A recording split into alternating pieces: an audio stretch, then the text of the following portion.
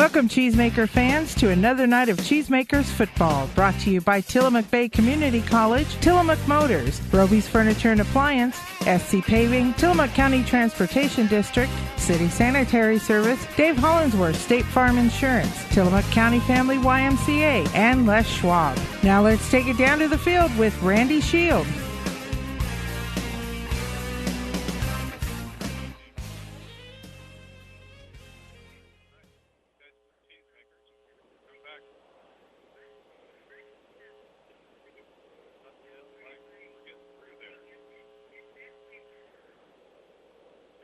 Cheesemaker.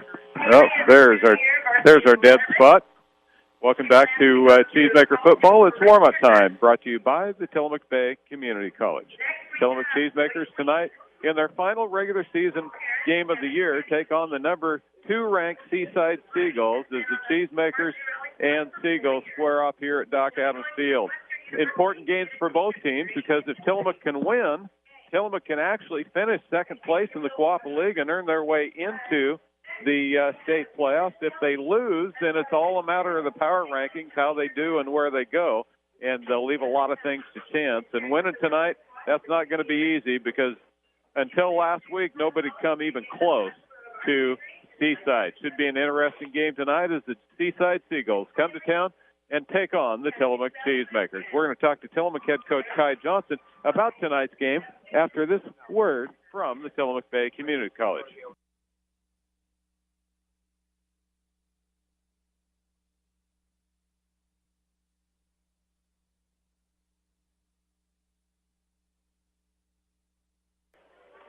Welcome back to Cheesemaker football and warm-up time brought to you by the Tillamook Bay Community College. Seniors being honored down on the field right now as it is senior night for cross-country, band, football, and several other things as the seniors play their final game here at Doc Adams Field. Unless something weird happens tonight and the Cheesemakers pull what would be a monumental upset. 6-1 are the Seaside Seagulls. The Cheesemakers, on the other hand, are the 18th ranked team in the state at 4 wins and 3 losses. We'll explain the playoffs and how those work here shortly as the top 20 teams get into the playoffs. Tillamook right now sitting at number 18. So a huge game tonight between the Cheesemakers and the Seaside Seagulls. Before the game, we had a chance to talk to Tillamook head coach Kai Johnson, and here's what Kai had to say.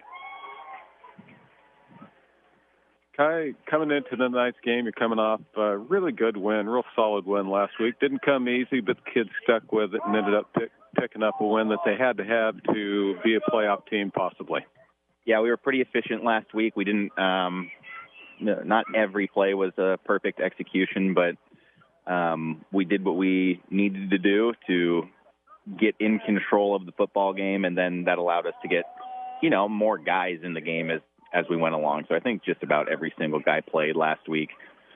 We gave up a late touchdown, but the reality is that was a lot of young guys getting some of their first defensive action, and you got to go through those moments where you have another team's starting still out there competing against you. So if we would have left our first group in there, it probably would have been a 26-0 outcome, and it was 26-7 otherwise. So we felt good about last week.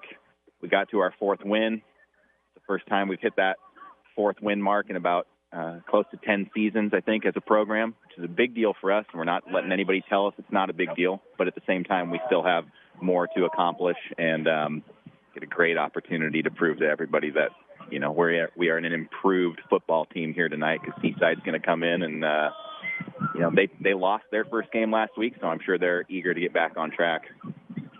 You look at that game last week, you've seen it on film. We knew those 2 really good teams in Banks and Seaside coming in.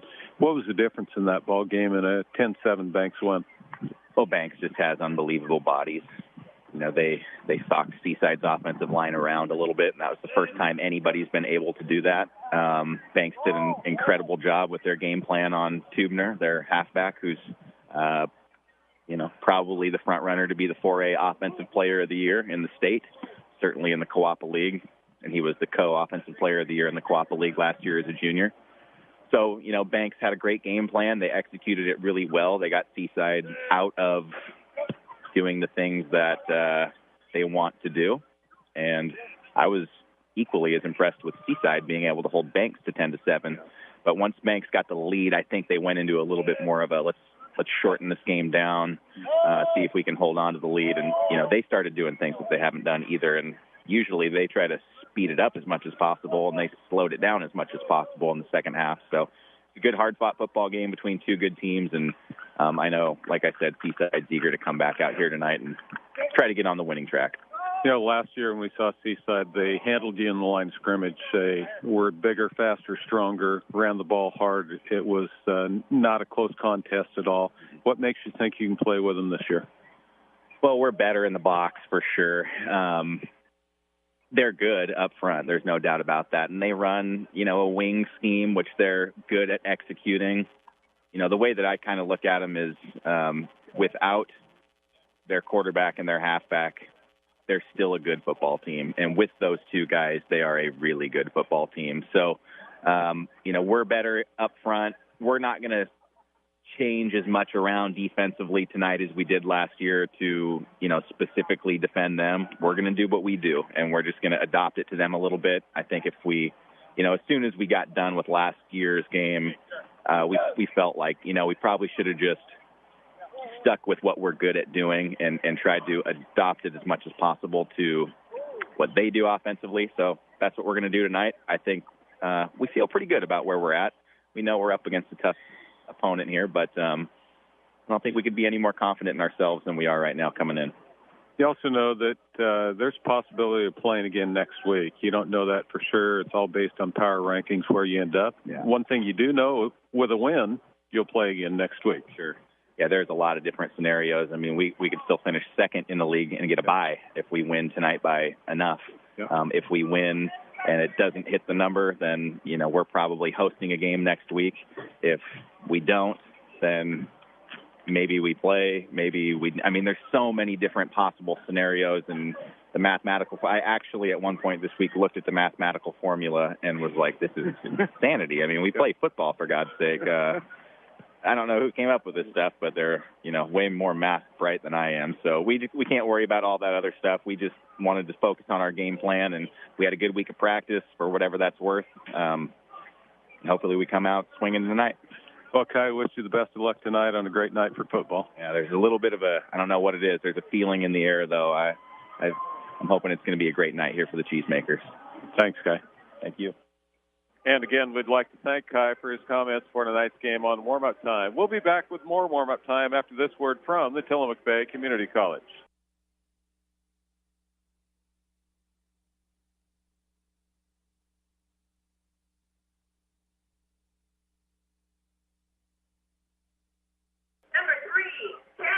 Welcome back to Cheesemaker Football and Warm-Up Time, brought to you by the Tillamook Bay Community College. Tillamook Cheesemakers have just introduced their 13 or 14 seniors down on the turf, and they're getting ready to flip the coin and figure out who's going to kick off and get this game going as Cheesemakers come in at 2-2 in Cooperative League play as Seaside, let me get to that page again, is at 3-1 in Cooperative League play, as is Astoria's 2-2. And so there's an opportunity with Astoria playing Malala that they'll end the season at 3-2 in league play. The Cheesemakers, if they win here, will be 3-2, and Seaside will be 3-2. But when I say if they win, that's such a huge task because Seaside is the number 2 ranked team in the state. The only team they've lost to is the number 1 ranked team in the state, Banks Braves, and they lost 10-7. Now, before that game, Seaside was averaging 52 points a game. Last year, the Cheesemakers just got steamrolled up in Seaside as Seaside came out and ran their power set, ran a little double wing, and had the best back in the league and maybe the best back in the state in Tubner. And tonight, Alexander Tubner, a 6-foot, 180-pound senior, will show off his abilities here on Doc Adams Field and the middle of this field in the big red tee on turf on a beautiful night for football. Not sure if the fog's going to settle in like it did last night for the soccer game. That was pretty impressive as the Cheesemakers upset the Seaside Seagulls in soccer last night on a very foggy night. Let's look at the starting lineups. First of all, for Seaside, in the line it's going to be Paxton Van Ortwick, 6'2", 245, and a senior. Watch the sizes on these guys. Travis Fenton, 6'2", 245, and a senior. Dylan Meyer, 6'1", 215, and a senior. Isaiah Jeanette, who is 5'9", 215, and a senior. And then the only small one on the group is a 5'8", 200-pound junior, David Toyoko. In the backfield, at quarterback is going to be Peyton Westerholm, and he's a talented one. Finally, a senior. He's been starting for 3 years in football and 4 years in basketball. Won 2 state basketball titles, in fact. 6'1", 175-pound senior. Also in the backfield, Braden Johnson, 6'2", 170-pound junior, and a 6', 180-pound senior, Alexander Tubner. Gio Ramirez, 5'8", 170-pound senior, the other starter.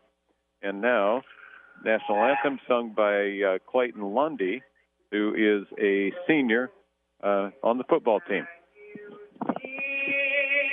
By the dawn's early light, what so proudly we hailed as the twilight light gleams, whose broad stripes and bright stars through the perilous night, o'er the ramparts we watched, were so gallantly streamed, and the rocket's red glance above the singing air gave proof through the night that our flag was still there. Oh, say does that star-spangled banner yet wave o'er the land of the free and the home of the brave? And the singing of the national anthem here at Doc Adams Field. The Cheesemakers get ready to take on the Seaside Seagulls. Starting lineup for the Seagulls. In the line is going to be Brian Rieger, who's a senior, Michael Horton, who's a senior, Dawson McKibben, who is a senior, and then the junior Perry Reeder and the freshman Aiden Johnson. In the backfield at quarterback, it'll be Matt Silvera. Right behind him will be Chris Silvera. And then the slots and wideouts will be Caleb Warner, who's a senior playing his last game, Caleb Boomer, who's a junior, Kellen Shelley, who is a junior, and Chad Warner, who is a junior. This has been warm-up time brought to you by the Tillamook Bay Community College, Tillamook Cheesemakers, and the Seaside Seagulls. Nate, Tillamook a huge underdog in this one, but not to say it can't be done. Oh, they're a huge dog. There's absolutely no doubt about it. But you're right. You got to step on, strap it up, and get after it. And Tillamook understands what they're up against. It's not a surprise. They have a plan about how to be competitive against Seaside, and we'll see how much fight is in the Cheesemakers as they are playing for something. Yeah, they certainly are, and it's good to be in the last game of the year and be playing for something. So the Cheesemakers will kick off. They'll be moving left to right across your radio dial as Richardson approaches the ball. A low squib kick picked up at the 35, returned back up to the 37 and down there. As carrying the ball that time on the return was Levi Card, a wideout for the Seagulls. Seaside has been one of the best teams in the state for 3 years in a row. This is the final year for their head coach, Jeff Roberts, who also doubles as their high school principal. Oh, that's a tough doubleheader. Oh, boy. And next year, they've, in fact, already named their head coach for next year. Two short wings. Tubner, the only back behind the quarterback. He'll get the pitch sweep to the outside. Nice block on the corner. Tubner makes a cut out across the 45. Going to gain 10, make it 12 yards as his helmet comes off. And Tubner, I believe, will have to leave the game as Tubner on his first carry of the ball game goes 13 yards for the first down. Anything special about that, or was that just sweep left? Just pitch sweep left with a whole bunch of blockers out in front, and the Cheesemakers did not hold a hard corner there. Well, and that's easy to say, but really hard to do, to hold that hard corner. Well, because you can have the biggest beast in the backfield if you want, but you got to have the hogs up front. And they do. They have some big kids up front, average about 230 across the front line. They'll turn and hand off second back on the right side. Good run out across midfield in Cheesemaker territory down to the 45. Carrying the ball is Gio Ramirez out of the backfield. Caleb Warner, who has been on the tackle often all year long. It'll be a gain of 6 on the play as Tubner checks back in. And they'll split that tight set out and go split in the slot both directions very wide. Tubner alone in the backfield. Up under center goes quarterback Westerholm. He'll turn and pitch to the outside again. Got to come across the line, didn't get it. Make the tackle on Tubner with a good hit from the inside. That time for the Cheesemakers is going to be Cameron Buffin, slid out from his nose guard position, but not before Tubner picked up the first down, so a gain of about 6 on the play, and Seaside has moved the chains again. Got to get off your blocks. You know, when you're as an offensive lineman in a run block situation, you want to lock up and hold, and you've got to be able to shed those blocks.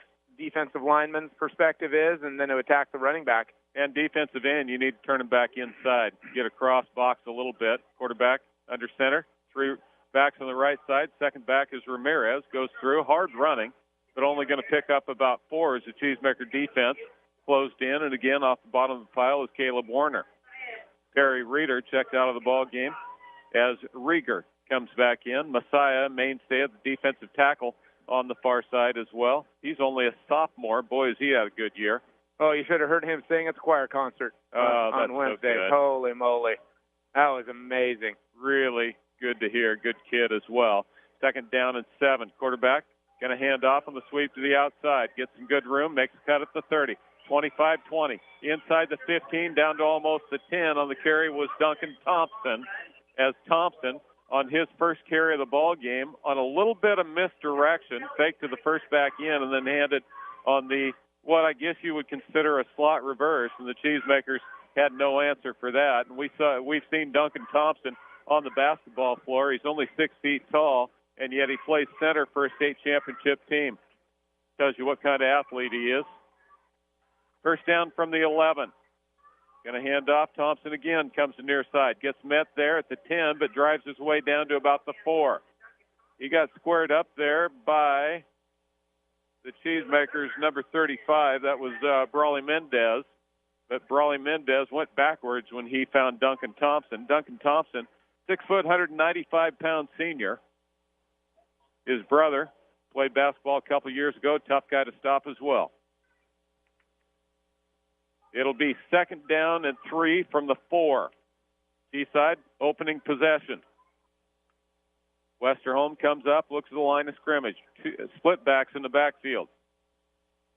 They'll hand on the sweep. Ramirez, no, they handed it off inside, and it will be a touchdown. And apparently,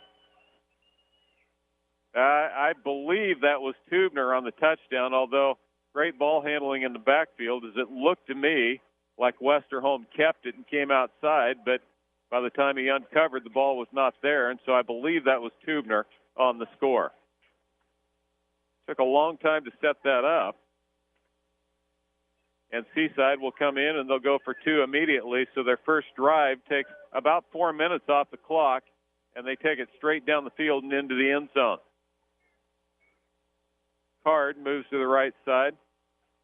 Westerholm, play action, going to roll right, has all the room in the world to run it into the end zone, as it is 8-0 Seaside on the opening possession of the ball game. We're going to take a 1-minute break. We'll be back after this.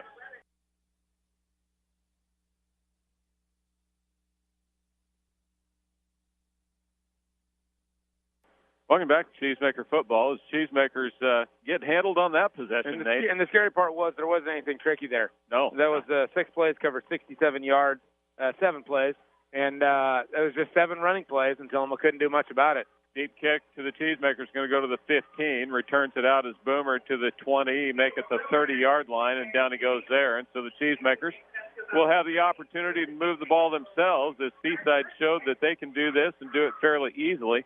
You know, sometimes with a team that's highly ranked coming in and making that easy march down the field, they get complacent. If you're a Cheesemaker fan, you better hope that was the case from here on out, because that was easy. That was easy. That was just manhandling all the way across the board. So we'll see what Tillamook can do to return the favor. Cheesemakers come up into a Wildcat set, it looks like. As Silvera in the backfield, going to take it and go sweep right. Going to try to get a block, cuts up inside, runs over a defensive lineman, and picks up about 3 yards on the carry. So first play from scrimmage, first time we've seen Wildcat, and that is the quarterback, not the guy taking the snap. Matt Silvera was on the sidelines for that play, but now he comes back in. They'll say a gain of 4 on the play, second down and 6. Seaside very athletic in their big guys. Yeah, their bigs look really quick. Yeah. 77 was a pulling guard. He's playing center linebacker. That's not typically who you see playing linebacker. Motion goes Warner across the formation, hand up the middle. Cutting is Chris Silvera, and he's only going to get back to the line this time as 3 different Seagulls meet him there. And Silvera asked to come out of the ball game. So in quickly for the Cheesemakers will come Macias. They'll give them a gain of 1 on the play, and that was probably generous. And so it's going to be 3rd and 5 from their own 36. Halfway through this first period of play. Flowing hard to the football. So what do you do if you're flowing hard to the football? You run a reverse. I saw a great combination Oregon ran. Was it Oregon? It might have been Oregon ran last weekend with 2 running backs, and they had their second running back sort of in a tight end position, and they just ran him on a reverse, and it was just unbelievable how much trouble that caused. Cheesemakers mixed up on their formation, didn't have quite the right guys in, and so they will call timeout. We'll keep this one right here. Cheesemakers do not want to get down early. Now, that's an obvious statement. You never want to get down early, but against a team who can physically just pound the ball right at you, you need some emotion to get some stops to stay in this ball game, because physically you're not as good as Seaside. No, you're not as physically as good. Their athleticism is far superior, and it's across the board. You know, you look at. I'm certain we'll talk soccer at halftime. Seaside soccer is running well.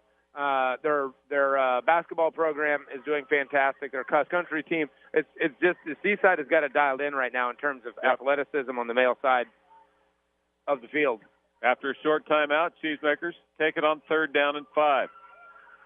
Silvera tries to draw him offside. Now he comes up to the line of scrimmage, changes the play. He'll take the handoff, play action, going to look to throw. Throws out to Chris, but it's too hard. Throws it over his hands. He had some time right there, and I think he threw under imagined duress. Yeah, he threw before he needed to there. Yep. He wanted to try to draw the defenders to him and then flip it off to his release valve. But that's a tough pass because the running back is running directly away from the quarterback. Yeah, There's one of the hardest. Absolutely no angle. It's only a 7-yard pass, but, man, you've got to just put some touch on it. Boomer, and they're coming after him, but he gets it away. Down the field, it's caught at the 35. Fair caught there by Seaside's Braden Johnson. And so Seaside will take over almost exactly where they took over last time at their own 35. We'll see what they can do what the Cheesemakers can do to try to slow this steamrolling machine down. Well, you can see how this team has averaged 50-plus points. Yeah.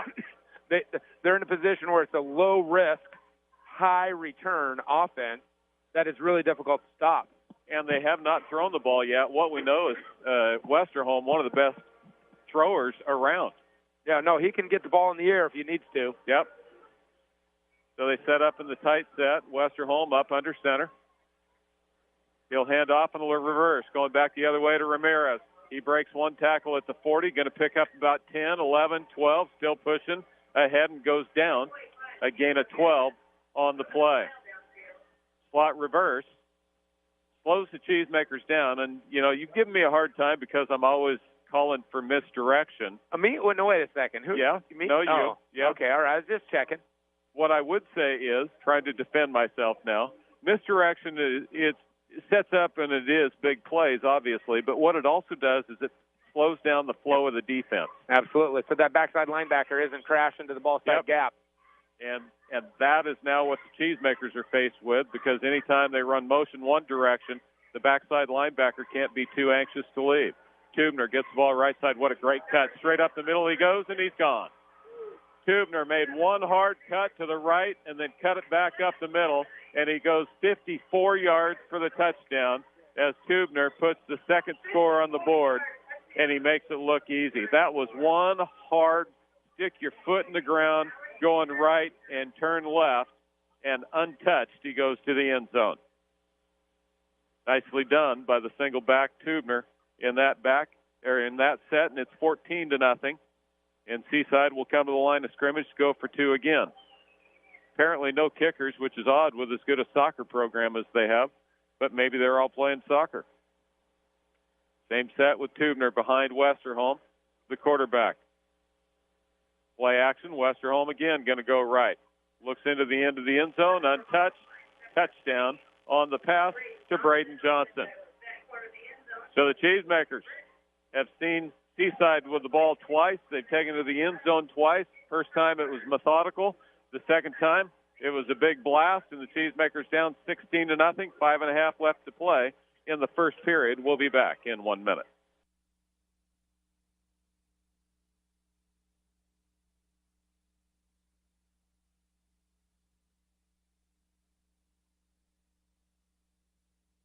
Cheesemaker football. Boomer gets the kick at about his 10 and returns it up to about the 26, where the Cheesemakers will take over there. That scoring drive was easier to calculate, at least. 2 plays, 63 yards. It took about 30 seconds. And Tubner gets the last 54 of it. The good news is Alexander Tubner is a senior. There we go. That is some good news. He has a little brother. I got to tell you, that kid's talented. Big, strong, hard-running kid. And the Cheesemakers will come up to the line of scrimmage again. Seaside just keeps getting bigger. They just brought a guy in off the bench at 6'2", 330, Derek Bennett. And he comes in at defensive tackle on the far side. Cheesemakers will hand off inside to Silvera. Silvera slides it to the outside and is thrown out of bounds at about the 30. He'll pick up about 3 on the play. And right now the defensive line is sliding directly down the line. They're not getting blown off at all. All the play is happening right at the line of scrimmage, and they're in good position to make tackles. Pretty fundamental right now. Yeah, if you're not getting pushed and you could slide down the line, you're going to have a lot of success against the run because there's no angles. No angles at all. And that's what Chris Silvera is thinking right now. Ran for over 100 yards last week, and right now he's looking for some daylight. Gets a handoff. No. Play action to the near side. Complete to Stonebrink. He's going to be thrown down. After a gain of about 3 on the play, it's going to be third down at about 4, maybe 5 when they move the chains. So Stonebrink on the reception on a little flip pass to the right side as Cheesemakers huddle up and look to do something different. Alexander Tubner, also an outside linebacker, not only a stud running back. Knows how to deliver the blow both sides of the football. Interesting that Westerholm not there. Quick snap, Cheesemakers hand off. Macias up the middle, finds a little seam, backside, gets the first down. Oh, and he is one step away from being gone.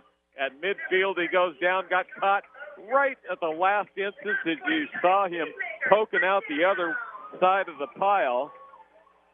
Or I think he would have been gone. At least it would have been a foot race with him and Duncan Thompson. And I take Macias every time in that one. Yeah. First down, Cheesemakers either way on a nice run on 3rd and 5. The Cheesemakers right at the 50-yard line threatened to get into Seaside territory for the first time tonight. Of course, it's only their second possession. Silvera looks to the sideline. Going to get a different play. 2 backs in the backfield this time. Silvera takes the handoff. No, he's going to keep it himself. Broken play. Going to run right side into the line of scrimmage. across midfield and down to about the 47, as there's a mix-up in who was going where, and Coach Kai Johnson is talking to Macias, so it must have been a mix-up on his side. Well, it's good to see Matt being able to run, because last week he wouldn't have been able to do that on that bad wheel that he had. And he really gutted it out, I thought, on Friday. Played one of his best games of the year last week. Absolutely. I think the ball hit the ground once. One time it got to the carpet when he took the snap, and played really good, decisive football. Yep. And that was a decisive play. Unfortunately, it was not the way it was constructed, but he didn't spend any time ducking and dodging. He just tucked his head and picked up his 2. 2nd down and 8, Cheesemakers, just into Seaside territory. Handoff, goes right side. Silvera gets outside across the 45 down to about the 43. We'll see where they mark him out of bounds. And it will be a gain of about 5. It'll be 3rd down and short, probably 3rd and 3. Yep, it'll be 3rd and 3 as they mark the ball at the 43-yard line, moving left to right across your radio dial. Tillamook in their all-black uniforms with the white numbers. Seaside in their all-white uniforms with the red numbers. Tillamook with the black helmet, Seaside with the red helmet. Seaside kind of the Stanford look of just a red S on their helmet. No baby blue. I appreciate that. I do appreciate that, too.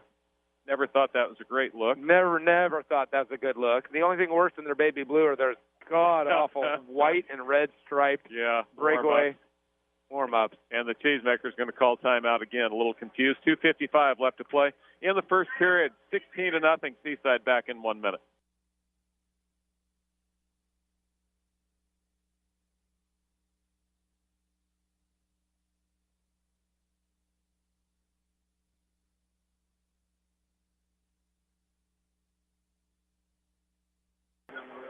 Welcome back. Randy Shield and Nate Radcliffe, your broadcast crew. 3rd down and 3, right side, Silvera.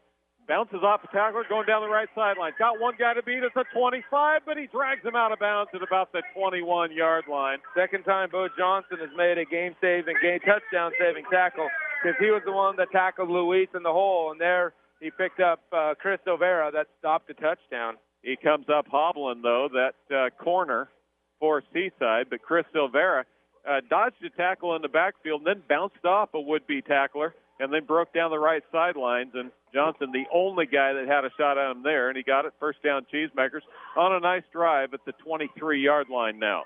Motion, Stonebrink. Takes to him. They hand off back to Silvera. He dodges in behind Caleb Warner and then is taken down after a very short gain of only a couple. Cheesemakers showed the fly sweep look, but then handed off to Chris Silvera again. And the Cheesemakers now will take Silvera out for a short break and a breather, and in comes Macias. It's been nice to have that tandem this year. Oh, well, yeah, absolutely. Macias had not played football. Will save so much wear and tear. Both of those are seniors, so the Cheesemakers going to have to reload next year for sure. 2:05 left to play in the first period, 16-0. Seaside with a lead. They come out hard-nosed to split ends. One back in the backfield's Macias. They hand it up the middle to him. He slides sideways, runs into a man, but then falls forward. How did he pick up any yards off that? He was totally squared up, and he just fell sideways. Ended up getting about 3 on it, and it's all because he fell the right direction. And he'll come back out of the ball game as Chris comes back in. It'll be 3rd down and about 7 for the Cheesemakers at the 20-yard line. So a couple tough yards gained there over the course of the last 2 plays. Now they need another big play on 3rd down. The last 2 third-down plays, they've come up with one. Matt Silvera, quarterback. Dean McKibben snaps it to him, straight back to pass. In trouble, now he draws, straight up the middle. Going to run left side, cuts right side. Up the middle, he turns at the 15, dives down to about the 14. I think he had a chance to get it, and he backtracked a little bit. He's going to be short of the first down by about a yard. They'll spot the ball just inside the 15-yard line. I kind of lost track of where he was on the field. I think if he could, when he sees that, he's going to recognize he should have just buried his head and picked up what he could get. I think he could have had the first down. It would have been close. I think he's got a little gimpy leg in him, too. Yep. So they're going to go Wildcat. So Chris Silvera in the Wildcat, looking for the direct snap. Linebackers are coming. They're going to go sweep left. Going to get hit at the line. Get shot forward. I don't think he got it. Gets pushed sideways. Chris Silvera went left, but he kind of hesitated out there as a whole bunch of bodies were filling, and Seaside is held. So Tillamook goes for it on fourth down from the 15, but they turn the ball back to Seaside, and that's never a good idea. As Seaside will take it back on the 15-yard line as Tillamook ended up a yard short on the fourth down try. So Seaside will bring Westerholm back out and set up the offense deep in their own territory at their own 15 with 26 seconds left to play. That's frustrating because Tillamook, I thought, had a pretty good little drive going on right there. They did have a very nice drive. Seaside up under center. They'll hand off. Tubner straight up the middle he goes. There he goes.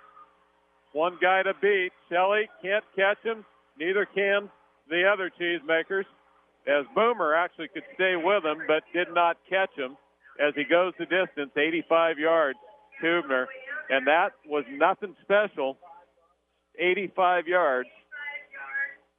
Straight up the middle, and it is 22-0, and there's 13 seconds left in the quarter.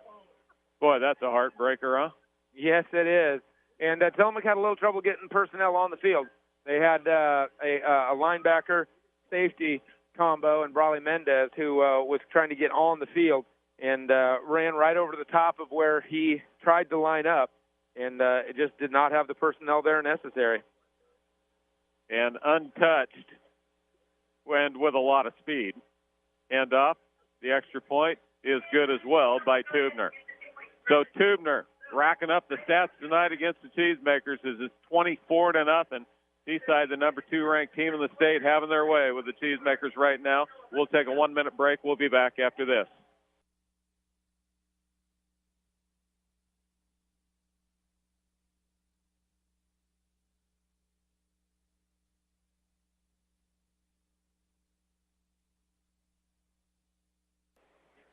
Welcome back to Cheesemaker football. 168 yards already by Tubner in a quarter. Yeah, that's not bad production for 6 carries. 13 seconds remaining in the quarter, and we'll keep the quarter break here next time. A little short kickoff on the far side. Goes out of bounds. The Cheesemakers get it on the 35-yard line. As Tubner goes 85 yards in one carry, the Cheesemakers don't have 55 yards combined. No, although they had put together a pretty darn good drive that stalled on the 15. Problem is, you feel like you have to score every time, as the Cheesemakers have not shown that they can stop Seaside in any way so far. The first trip down the field took 6 plays. Second trip, 2 plays. Third trip, 1 play. 3 scores on the board with extra points, 2-point conversions in each case. Cheesemakers have had no answer for the number 2 ranked team in the state, who's averaging 52 points a game. Tillamook comes back out. Tape on the right knee this time, and Matt Silvera is going to roll to the right side. Looks down the field, throws complete to Stonebrink. Stonebrink goes to the sideline, gets thrown out of bounds with 6 seconds left in the quarter, and they're going to pick up 7 yards on the carry. So second reception by Stonebrink. As the Cheesemakers, they'll say 8 yards on the carry. The ball at the 42-yard line. I'll go back to 7 as Seaside sets their defense. And the Cheesemakers quickly in and out of the huddle. A little bit of a fog starting to settle in, but nothing like we saw last night or that we've seen many times before. Shotgun set again. Matt going to hand off to Chris. Quinn gets hit in the hole, just got run over. He's going to pick up a yard on the play. It'll bring up 3rd down and 2, and that will be the end of the third period of play. So the Tillamook Cheesemakers, I told you we're going to keep it here at this break since we just had a scoring break a minute ago. Let's look at the playoff implications. Let me first explain to you how the 4A playoffs work. The top 2 teams from each of the 6 leagues automatically qualify for a bye next week. So there's 12 teams that qualify for a bye next week. Most of those teams are already set in Banks and Seaside if they win here tonight, which they're on their way to doing. Gladstone and Estacada, Sweet Home, and then either Newport or Cascade, Marshfield and Marist, Mazama and Klamath Union, and LeGrand and Ontario. Those would be most likely the 12 teams that will have the bye. And then it'll be the next 8 teams that are the highest ranked. And what that means is that in most cases, if you're ranked in the top 20, you're going to get into the first round, the play-in round, either as one of the 12 teams that automatically qualify or one of the other 8. The other 8, the top 4 ranked teams, will host the next 4 ranked teams. The winner of those will join the 12 in a tournament of 16. I love that setup. That's a really good setup. It is a good setup. You give the 1s and 2s out of the league value, and then you're not dipping down into the 30s. You're going to play the next 8. Third down and short. Play action, going to roll. Near side, flips it out into the flat. Dropped. Caleb Warner had it, couldn't hang on to it, would add enough for the first down. Right now, going into the night, the Cheesemakers are ranked number 18 in the state. If everything stayed there, Tillamook would travel to a state playoff, state play-in game next week. Right now, if everything held true, it would be to Woodburn. Don't know if all things will hold true. Probably not. And what I like about the format is you're not traveling halfway across the state to play the number 1 ranked team in the state, and that you're going to lose by 60. Yeah, that happens the next week. Yeah, but you're talking the top 16. That's true. Right? You're not 24. You're not 24 deep. 4th and 2. Cheesemaker's no. He can get himself set. And it's going to be illegal procedure. It was on Chris. He leaned forward. He should have just gone in motion and then come back to his spot and set up. And the Cheesemakers who are going to go for it on 4th down now into a punt situation is instead of 4th and 2, they're facing 4th and 7. And the Cheesemakers will send Caleb Boomer back to his own 25 to kick it away. Boomer back with a kick. Boomer takes a snap at the 25. Seaside going to come through. He had a great kickoff. Caught at the 30. Nice return out to the near side. 35. Cuts it up at the 40. 45 straight up, and there's a holding penalty going to be drugged down. There's also a penalty in the backfield at the 31, and Chris Silvera comes off dragging a shoulder. He doesn't look like he's in very good shape right now. No, he was on one of the up guys, and he took on a block that came right up the gut, and he dove right at the shins of the Seaside kid, and he got that shoulder pretty good, and the flag came out right on top of him. Yeah. So I'm not so certain they're going to call that for an illegal block. And there's also a flag clear back on the return, so I would expect it'll be offsetting penalties, and we'll do this all over again, but without Chris Silvera. It is a chop block against the Cheesemakers and a hold against Seaside, so they will offset and do this again. As Seaside returned it all the way back to the line of scrimmage. Well, you better get a different up man in. Yes, you better. And you probably better not block him at the knees.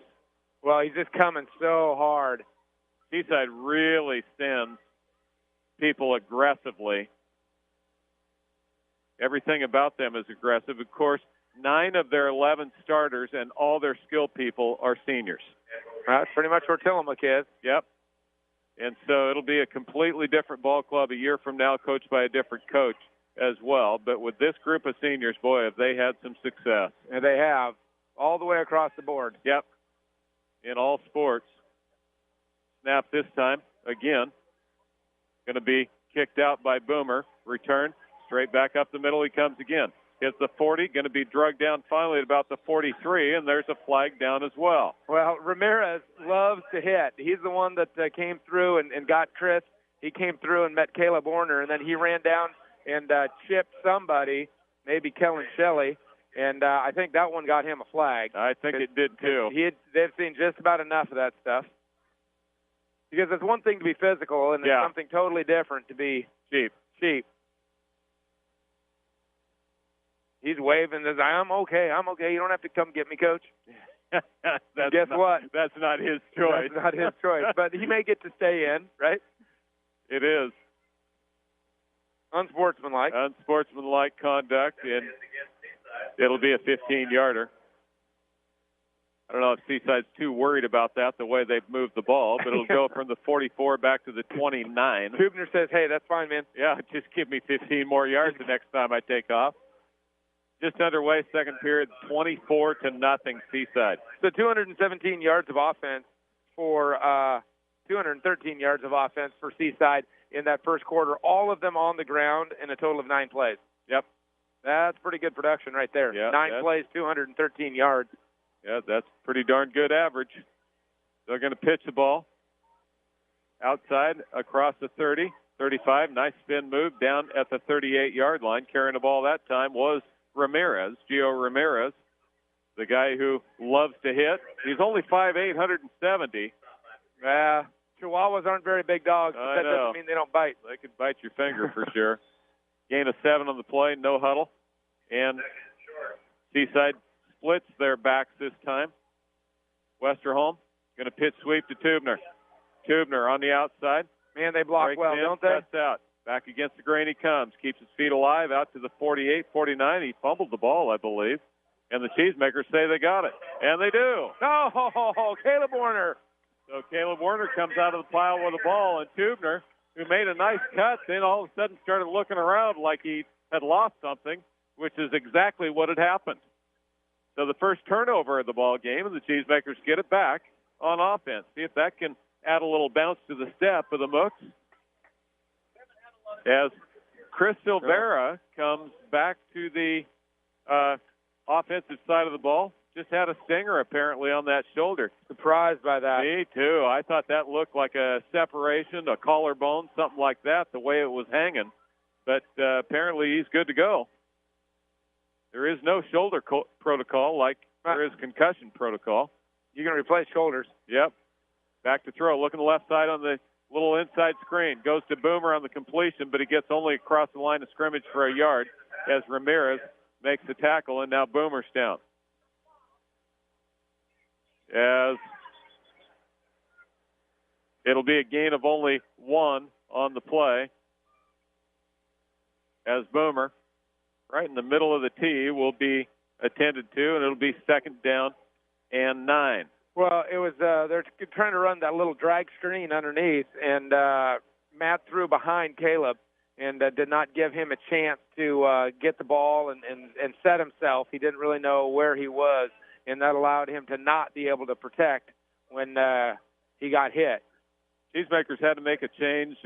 Landon Warner hurt his knee last week in the game. We told you that last week. Two-way starter for the Cheesemakers, tight end on offense and then an outside linebacker on defense, and that's certainly a loss for the Cheesemakers. They've had to take Kellen Shelley from his wideout position and move him to a tight end tonight. And he's, I don't believe, ever played there before. He was a quarterback before he came here. Yeah, I'm too pretty to play tight end. Yeah. As Boomer will get helped off the field. Jess Johnson is leading him to the correct sideline. Jess is the athletic trainer here in a program with the Adventist Health System from the hospital, actually paid by the hospital, and spends a great deal of her time here in Tillamook, at Tillamook High School, as she will come over and work with Boomer and try to get him back in the game because he is a defender we can't afford to lose. Hands off near side, Chris Silvera. Chris goes in and taken down by Ramirez after a short gain of about 4 on the play. They have a lot of kids that go both ways. I could see where that could cause them some problems deep in the playoffs, but they also have really good athletes on the field all the time because of it. Yeah, and good athletes don't break down as quickly as bad athletes, right? No, playing both ways. I remember the days of not coming off the field for a play in a ball game and never really thinking anything about it.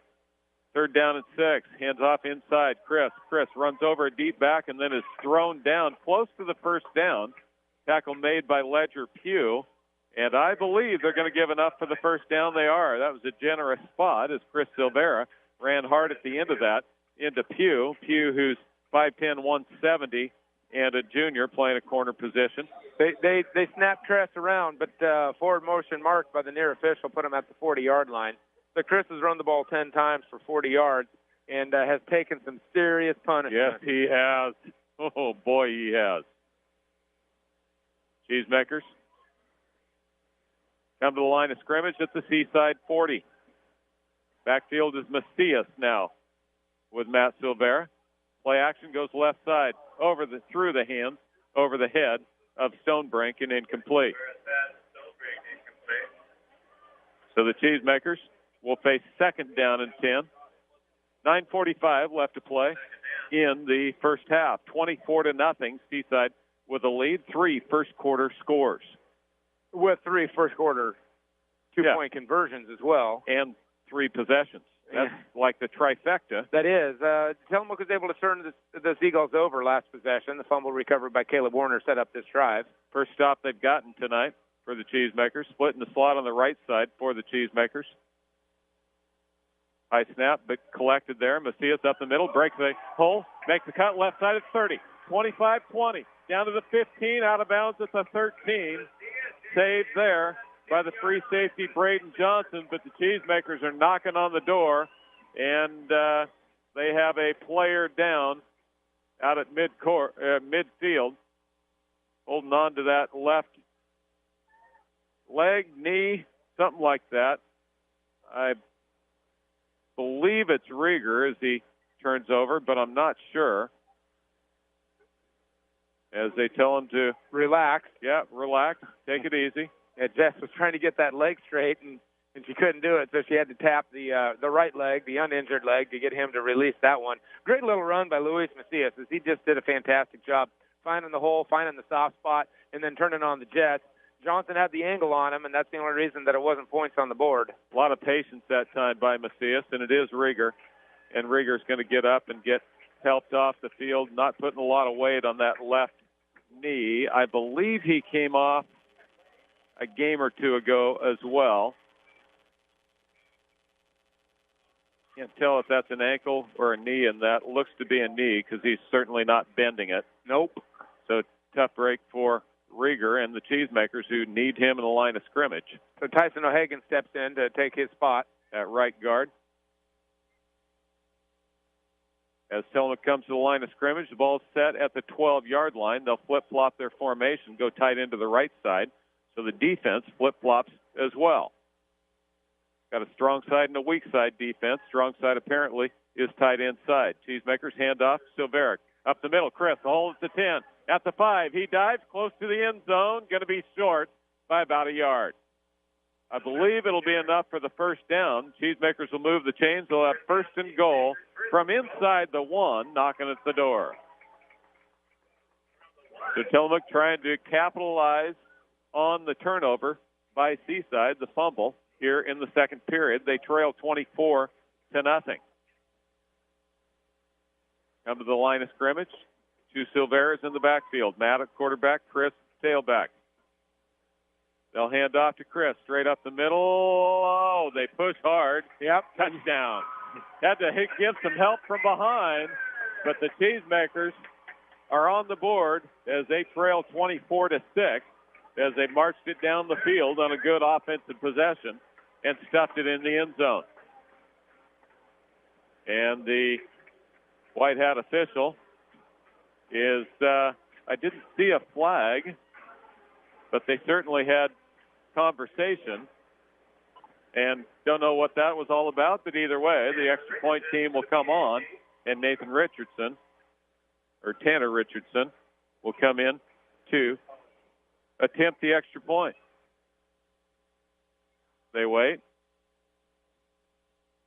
Low snap all the way through. Richardson clear back and falls on it on his own 20-yard line, so the Cheesemakers do not convert, but they do score. Down 24-6 with 8:46 left to play in the first half. We'll be back in 1 minute.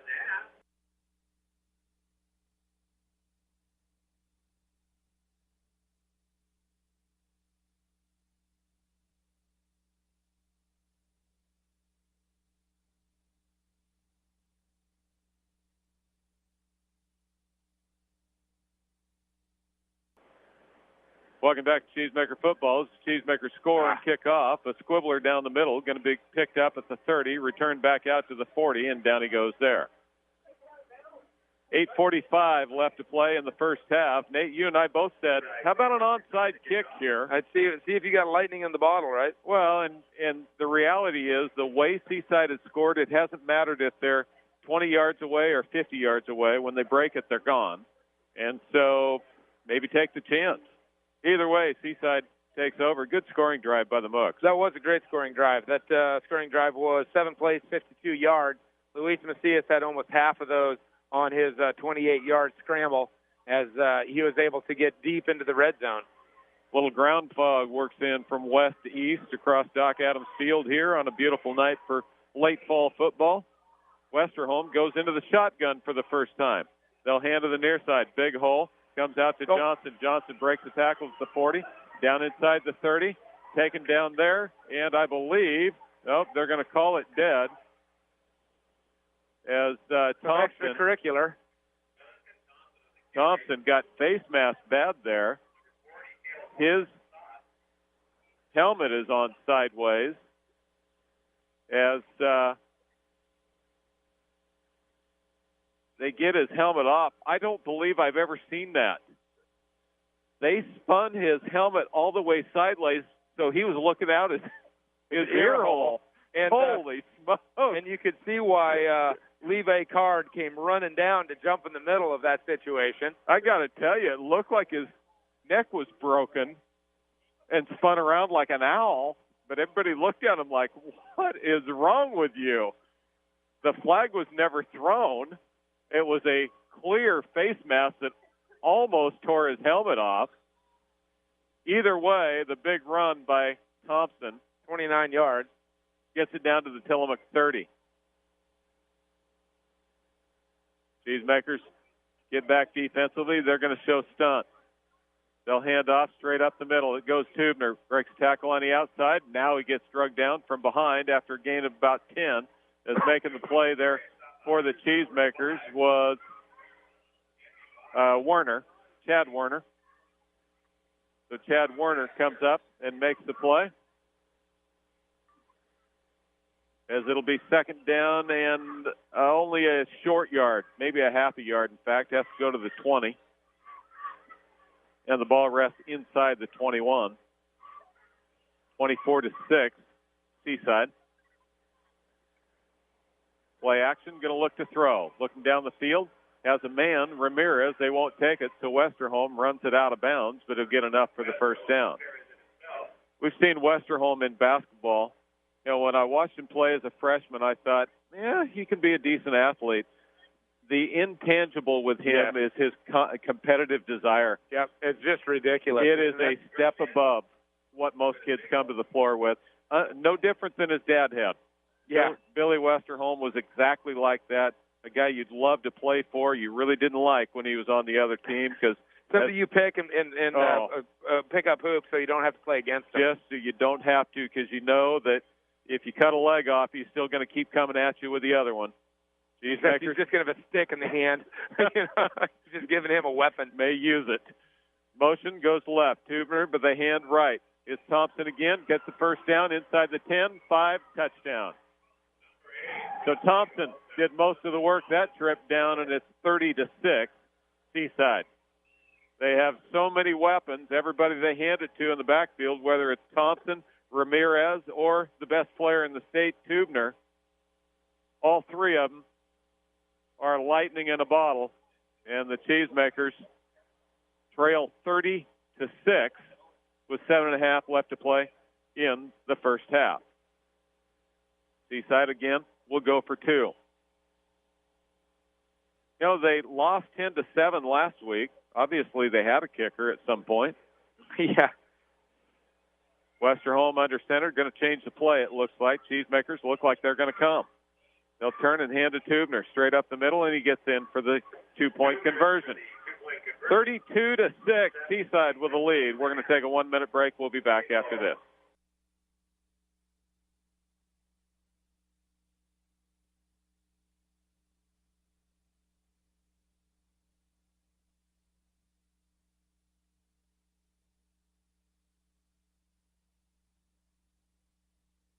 Cheesemaker football, 32-6. Isn't this Seaside football? Yeah. Seemingly. Yeah. And Seaside rips off another 60-yard, 4-play, 50-second scoring drive. You know, what we didn't realize, that first drive was slow and methodical. Yeah. 6 plays. Ramirez to kick off, goes deep to Boomer, who drops it. Now it's picked up there by Silvera. Silvera comes near side, finds a little hole, and out of bounds he goes at the 35. Cheesemakers. As Horton a little bit slow getting up, but he'll head straight to the huddle, so it must not be too bad. As the Cheesemakers will take over with 7:18 left to play. 32 points in the first half. With one turnover. Yeah. For Seaside. They've had the ball possessed, 5 times, scored 4 times. Yep. And so the Cheesemakers come to the line of scrimmage. Tillamook, depending on power rankings, it'll depend on whether this is their last game of the year or whether they move on into the play-in round next week, where 8 teams go in, 4 teams come out to go into the 16-team tournament. Split in 2 slots on the right side. Motion across the formation. They'll fake to Werner and hand straight ahead to Silvera. Chris gets about 3 on the play, out to the 39-yard line of the Cheesemakers. As they'll set the ball down, they'll give him to the 40. Generous spot again. Gain of 3 on the play. 2nd down and 7. Tillamook. Tillamook 4 wins this year. 4 wins, 3 losses. Good to see Rieger up, kind of jogging his way around. It's good to see Boomer back in on that punt return or kickoff return as well. I don't know. Rieger's not ready to go in for sure, but he has been checked out on the sideline, so that gives you hope. Hand off, no, keep, near side. Matt Silvera out across the 45, 48, 49, going to get the first down. And it'll be Cheesemaker's first down. A little few words there by Dawson McKibben and Johnson with the Seaside defensive lineman Luke Nelson. And the Cheesemakers move the chains. Tillamook has not looked bad offensively in the things that they've done tonight. Yeah, they just can't sustain it. No, and you've got to get some stops defensively if you want to stay in a ball game, and Tillamook has not done that. Seaside scoring touchdowns and 2-point conversions on 80% of their possessions. No, that's how you end up putting 55 points on the board. On an average over the course of the year. Tillamook comes to the line of scrimmage. They get set with a split and a wide wing. Hands off. Chris Silvera up the middle, going to have to break a tackle and finally gets dogpiled there. As he'll pick up 3 or 4 as he gets across midfield. To go to the 48-yard line of Seaside, and it will be a gain of 4 on the play. 14 carries, 60 yards. And he calls the captains over. And going to call the captains over. I love this. This is exactly what captains are for. And say, I've heard enough of this. Yep. It's starting to get a little chippy out there. You saw it a little pushing some words, stuff like that. And I am done with it. Yeah. Well, it's kind of like Dad. Yeah. No, that's just good officiating. Yep. And then what that does is that allows you to throw the flag the very next time, and your conscience is perfectly clean. Feel good about it because you told them, right? And they come out and they knock fists. Yep. Yep. And they're like, okay, I got off you. They go. And my guess is the talking ain't going to stop. I know that you've never had to have that discussion at home when your kids are fighting. Never. My kids don't fight. Yeah. But normal kids, they do. So, I don't know what that says about Sita and Tristan. Oh, they're built like their mother. Yeah, 2nd down and 6, which tells me they probably fight. Cheesemakers? No, they just win. Short, motion left to right, play action. Going to throw it down the field to Shelley. Shelley overthrown. Kellen Shelley went split near side and down the sidelines, and they put it up over the top. Nicely thrown ball, but thrown too far. Yep, two steps too deep. Now the quarterback would say he should have run faster. And Kellen was like, so I should pick up Johnson and carry him with me? Because he was pretty well defended. That was Ledger Pugh, excuse me. 3rd down and 7, Cheesemakers, as they took a shot there. As they have the ball, I would guess, in 4-down situation, unless it's 4th and very long. Three receivers go to the right side, Shelley to the left side. Out there alone with Pugh again. Going to go back to throw again. Looks over the middle. It is complete to Werner. He's popped there, but he gets the first down as Chad Werner on the reception. I believe that's his first reception of the year. I believe it is. Chad's been the backup quarterback as well. He's usually on the other end of that, but the reception takes it down to the 35, and on third down, the Cheesemakers move the chains. Still lots of time in the first half, down 32-6. Nice little 13-yard pickup right there. Well thrown ball. Thrown ball. Right over the top of the middle. Rieger still trying to run that hip into action. He's walking more normal now. That's a good sign. Shotgun set again. Short slot on the right side this time is Caleb, but long slot is Boomer in motion and takes it on the fly sweep. Cuts it up inside. Going to get drugged down and thrown down at about the 32-yard line. He'll pick up about 3 on the play. Interesting, they ran that to the short side of the field. Probably has something to do with the fact that Seaside flip-flopping their defense to either wide side. No, it's not wide side because they flip-flop when the Cheesemakers shifted. So they're flip-flopping to strength, and it's always a question, is the strong side where the tight end is, or the strong side if you go split in the slot away from the tight end? Does that become your strong side? No, your tight end's your strong side. Almost always. Unless you're a throwing team, and then that's not usually true. And where does that happen at the 4A level? Banks. That's about it. All right. We're all on the same page. Boomer again in motion right to left. They fake it to him, roll out to the right side. Has Werner open, but it's thrown deep to Shelley and overthrown. He had Caleb on the short, wide open in the flats, but he went to Shelley about 15 yards down the field and threw it about 1.5 feet higher than he could reach, and it's going to be third down and 7. Same exact action where they ran Boomer on the fly sweep. They fake that. They fake Chris. Matt turns, bootlegs naked out to the wide side of the field now, and he had 2 layers of routes. He had Caleb Werner under, and he had Kellen Shelley going over the top. And his choice was to throw to Kellen, which was a thin slice of heaven. Yeah, it would have been great if he could have fit it in there. But that was not the case on that throw. 4:15 left to play in the first half. Well, this is where they found Chad last time. Third down. Motion again goes Boomer across the formation. They fake? No. Going to keep. Matt Silvera outside, inside, gets the block, beats the tackle, but then goes down after a gain of only about 2 on the play. He'll take it to the 30. Tillamook has to go to the 25 for the first down. No reason to punt here. You've got 4th and 5 from the 30 of Seaside.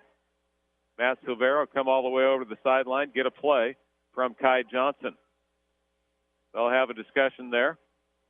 Tillamook has 1 timeout remaining in the half and might need it here because they're in no hurry to get the play in.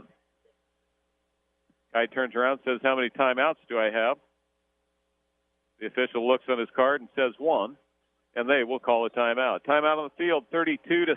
Seaside, 3:29 left in the first half. We'll be back in 1 minute.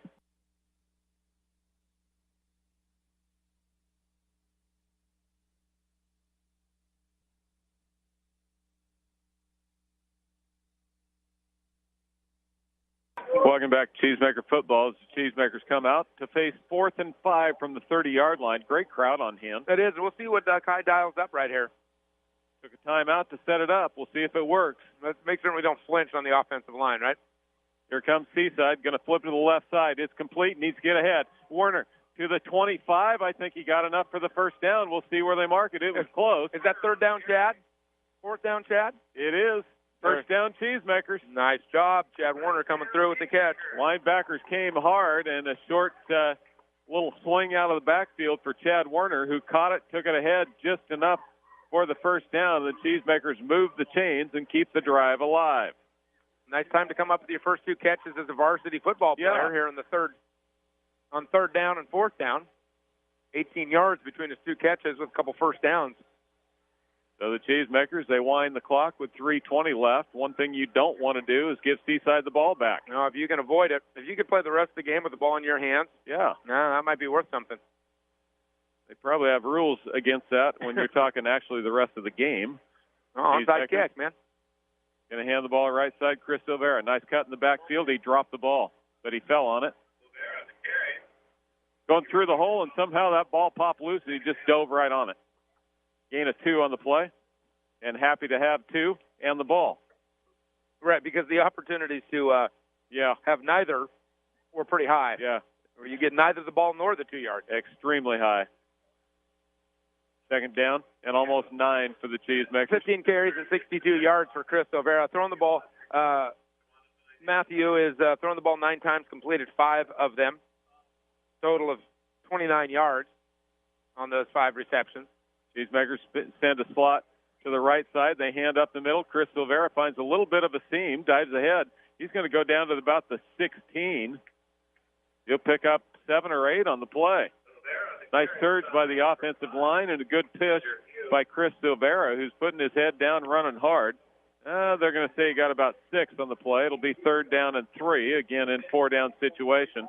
But Seaside now wants timeout. 2:03 left to play. We'll keep this one right here as the Cheesemakers trail 32-6, competing much, much better here in the second period after digging themselves a 24-0 hole in the first quarter. You talked about it before the game. Tillamook just cannot allow themselves to get down early, and that's exactly what happened. And you're now in a position where you got to play catch-up against a team that's better than you are. And, you talk to any math student, and it's easier to stay caught up than get caught up, and football is no different than algebra. It is really hard to get caught up when you get behind. Cheesemakers have methodically moved the ball, nothing big, nothing flashy, but they also have not been completely overmatched on the offensive side. Now, if you put them on the defensive side, they have been overmatched. Absolutely. This drive started back at the 35-yard line, 7 minutes and 20 seconds left in the quarter. And so you're coming up on a 5-minute drive right now, over a 5-minute drive, as Tillamook has done a really nice job converting third downs. But you're right. Defensively, they look just completely mismatched. Offensively, it looks like, they could score 3 times, 4 times over the course of the football game.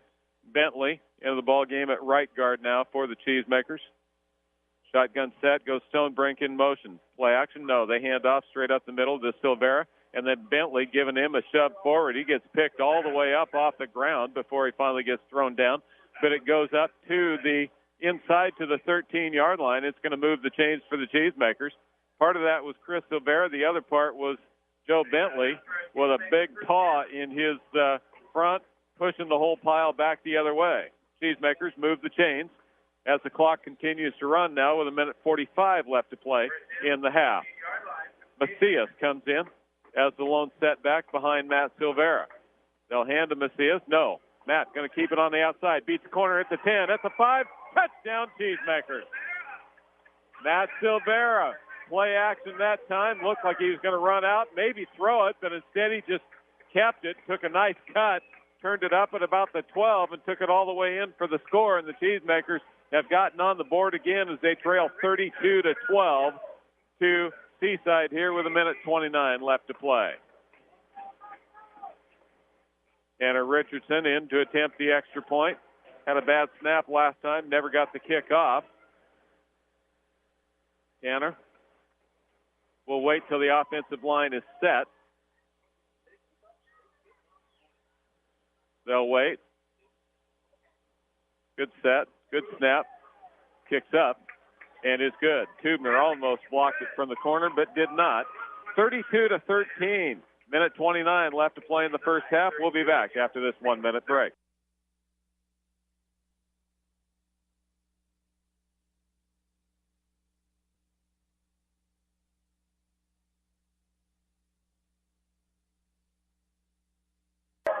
Welcome back to Cheesemaker football. Tanner Richardson puts it over the head of the deep back. It lands at about the 4 and goes into the end zone. 13-play drive. That was impressive. 65 yards, 5 minutes and 50 seconds. And remember, Chad Warner had 2 really nice first down conversions. The first one on 3rd and about 8. The second one 4th and 5 as he picks up 18 yards on those 2 catches and did a really nice job turning the sticks over. Now the Cheesemakers have 1:26 to try to play defense and stop Seaside from getting into the end zone. We'll see if Seaside tries to throw the ball or if they keep doing what they've been doing, and that's running it as effectively as you could ever hope for. They send one receiver to the far side. He's matched up out there against Shelley. They've committed Shelley alone out there as Chris Silvera comes inside. They hand to Tubner, and Tubner gets taken down by the Cheesemakers. Tommy Cruz. For the first time, a negative play. Yep. Loss of 1 on the play. Seaside no huddle, comes right back to the line of scrimmage. The stop here could give the Cheesemakers a whole bunch of energy going into the halftime locker room, even though they're down big. They now break the bone, hand straight back, hand straight up the middle now to Tubner, and there's a holding call, I believe, as Tubner gets pushed out of bounds. Boy, everybody blocks well, don't they? Yeah, they sure do. This is a well-coached team. It just seems like there's angles everywhere. Tubner comes free, and there's space and angles everywhere. Now, occasionally you're going to get called for the holding, but I'm really impressed with how well Seaside blocks downfield. Penalty is called or flagged at the 21, so it's going to march back to the 11-yard line. It'll be second down all over again and about 21 from there, or 19 from there. Second down, Seagulls. And so Seaside, short time, under a minute left, but they know that Tubner can go the distance from anywhere. He's already done that. As Seaside will come to the line of scrimmage again. Tight set? No, they're going to send receivers, a whole bunch of them, for them, to the far side. Shotgun set with Westerholm. Westerholm back to throw. Under pressure, going to scramble to the right side. Now he's in trouble, lowers his head. Out of bounds he goes. And a flag. Late hit. It's going to be on Messiah. And out of bounds it goes. It'll be a 15-yard penalty, and it'll give him a first down anyway. How many yards did Westerholm pick up on the scramble? Picked up about 8 yards on the scramble. And the Cheesemakers a little bit late. I say that was on Messiah. It might have been Kuhn. They were both on top. I don't remember who was there first and who was there second. It wasn't a flagrant hit at all, but later than it should have been. Yeah, well, Peyton rolled out to the short side of the field, which is away from his trips. It was an empty backfield. They had 3 receivers to the top of the formation, 2 to the short, narrow side. As he rolled out away from pressure coming from maybe Caleb Warner, he rolled to the short side of the field, so there wasn't a lot of real estate there left. The Cheesemakers get set on defense. Seaside up under center. Motion across the formation. Quarterback going to go back to throw. No, it's a draw. Oh, nice draw. Tubner gets hit in the backfield, spins off a would-be tackler, and gets free. Out across the 40. He's got one guy to beat on the far side. 40, 30. Chris Silvera chases him down at the 10-yard line, and he fumbled. They're going to say the ground caused the fumble. They also have a marker down at the 28-yard line. Good hustle by Chris Silvera to chase him down, but there is a flag at the 28.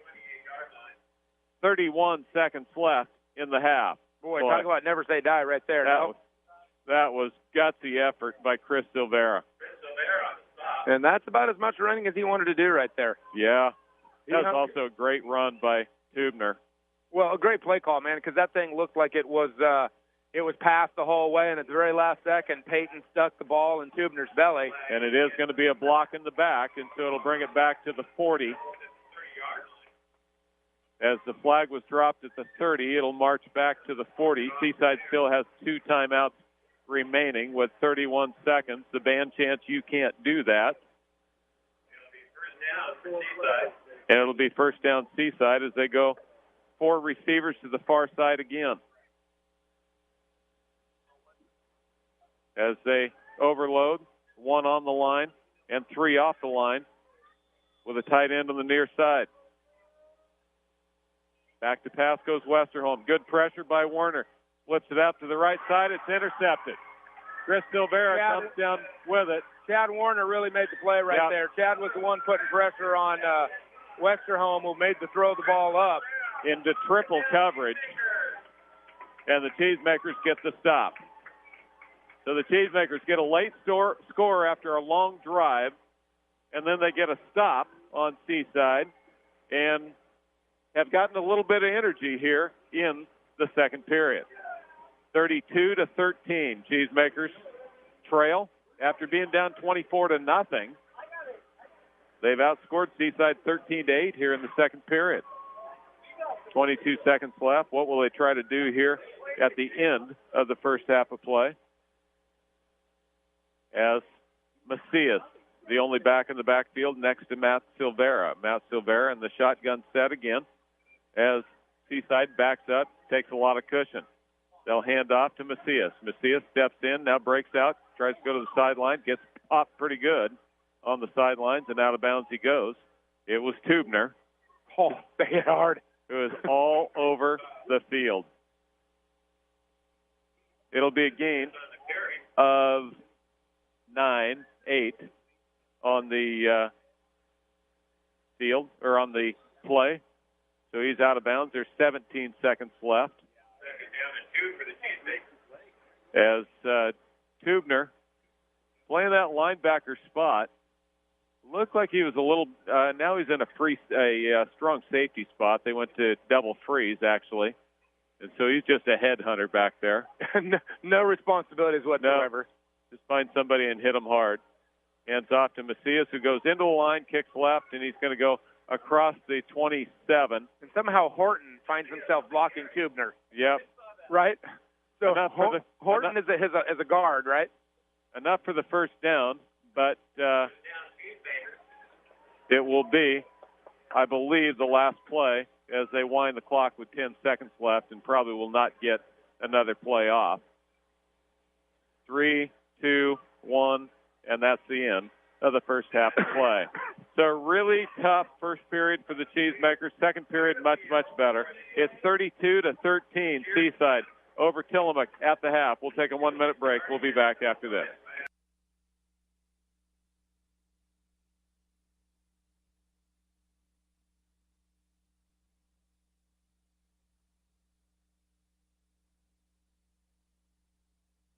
Welcome back to Cheesemaker football. It's halftime, 32-13, and there was some extracurricular activity. And Nate, you saw it a little bit. Right now, they have both head coaches out there by midfield, and they're giving them the same talking to that they gave the captain. Yeah, right. Which is basically, listen, boys, we've had just about enough of this nonsense. There was a couple of Seaside kids that really wanted to. Travis Fenton really wanted some action right there. And there's a couple kids that were willing to give it to him, and but then they decided that maybe they weren't going to, as there were some cooler heads that stepped in, and then the officials, being the coolest of them all in theory, pulled the head coaches together and said, "Look, we're going into locker room. You got an opportunity to talk to your kids. How about you send them this message?" Yep. And the message, both coaches, after a short time, have agreed. They've started the halftime clock rolling, and we're at halftime where the Cheesemakers trail 32-13 to the number 2 ranked team in the state, the Seaside Seagulls. At halftime, they have some junior cheer. They had a cheer camp this week as a senior project, and there are, probably about 30 little girls out there mainly, and they're all dressed up in their white shirts that say Pink Out on them as they are doing some different cheer-type activities. Great cartwheel by about a 3-year-old there in the front as entertaining a very, very large crowd here tonight. What a great crowd. Look across there. You've got lots of people standing on the far side as well as in the bleachers. Yeah, stands over here are almost full as well. So a great night for football, and a night that has a football feel to it. Very crisp. Yes, it does. And cool, not windy, not nasty by any means. Cheesemakers so far this year have gotten pretty darn lucky. Let's look at the scoring. We'll get to the stats, and then we'll talk about some other sports as well. Seaside scored in their first 4 possessions. Tubner from 4 yards out, Tubner from 54 yards out, Tubner from 85 yards out. See the common theme here as Tubner scores the first 3 touchdowns. And then the Cheesemakers, after being down 24-0, scored with 8:50 left in the half to make it 24-6. They missed the extra point. Luis Macias had a 28-yard carry on that drive. And then Thompson responded with a 17-yard score for Seaside, made it 32-6. And then the Cheesemakers, Matt Silvera went in from 13 yards out. The extra point was Chad Werner on, extra point was Richardson. Chad Werner had 2 first down catches on that drive, which went for 65 yards in 13 plays and took almost half a quarter off the clock. Cheesemakers trail 32-13. We're going to have the halftime stats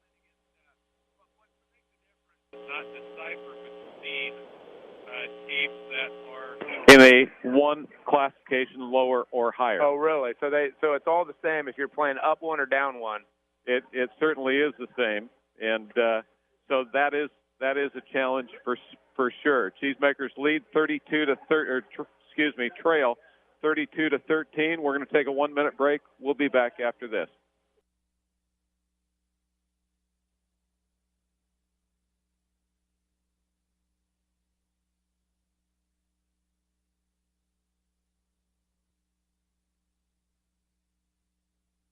Welcome back to Cheesemaker football. It sounds like we had some technical difficulties there for a moment, but I think we got that taken care of. As we look at those state playoffs, there's a very good chance that Cheesemaker or the Coapa League will actually pull 3 of those 8 teams. Yeah, and that's with funny. Astoria, Malala, and Tillamook. I'm just looking at girls volleyball, where Tillamook girls wrapped up the season with a 4-set loss to Valley Catholic last night at Bob Lamb Court. End up ranked 6th in state and firmly going to be a number 2. So they're going to be in that spot of hosting a game. That'll be next Saturday, hopefully fairly late, because there's girls coming back from FFA National Convention and also on a college visit. And wow. If that game is played early, neither one of those girls are going to be able to play in that playoff game. And so Rex is going to work his magic trying to get that as deep on Friday as we possibly can. But Valley Catholic is ranked 1. Tillamook is ranked number 2. Banks is 14. Astoria is 17. And Seaside is 18. Yeah. And so volleyball has the same exact playoff structure that football does. And so if you look there's 5 teams. Yep. And the Coapa, the 3, 4, and 5 all fit in that category of somewhere between 13 through 20. Well, and as you look at the football, you've got the top 2 teams in the state, top 2 ranked teams in the state out of the same league. And right. So the rest of the teams get a pretty good benefit of competition in that. So boys soccer is ranked 18 right now, and they're going to end the season by traveling to Valley Catholic on Tuesday. Valley Catholic is the number 1 team. Tillamook played them pretty tough here at our place about 2.5 weeks ago.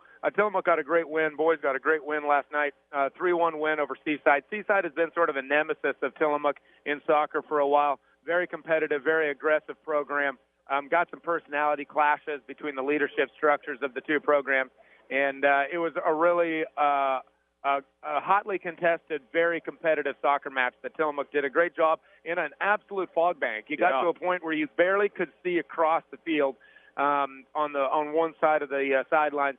And so the Cheesemakers have put themselves in at number 18 in the state, and has a pretty good chance for the same exact playoff situation to be playing into that spot of 13 through 20. Both Astoria and Valley Catholic are above them in league rankings, and both Seaside and Valley Catholic are above them in league rankings and don't really have a chance to catch them in terms of coming in at the number 2 spot. Girls soccer had a pretty frustrating loss. They had the game tied at 1s in Astoria on Thursday, ended up losing 3-1. That put them ranked number 23, and so they're on the outside looking in. Their final game is also Tuesday here against Valley Catholic, and Valley's just got a great girls soccer program right now, and so it's kind of like the football team beating Seaside tonight. That's going to be the level of upset if the Cheesemaker women's soccer team is able to compete against Valley Catholic.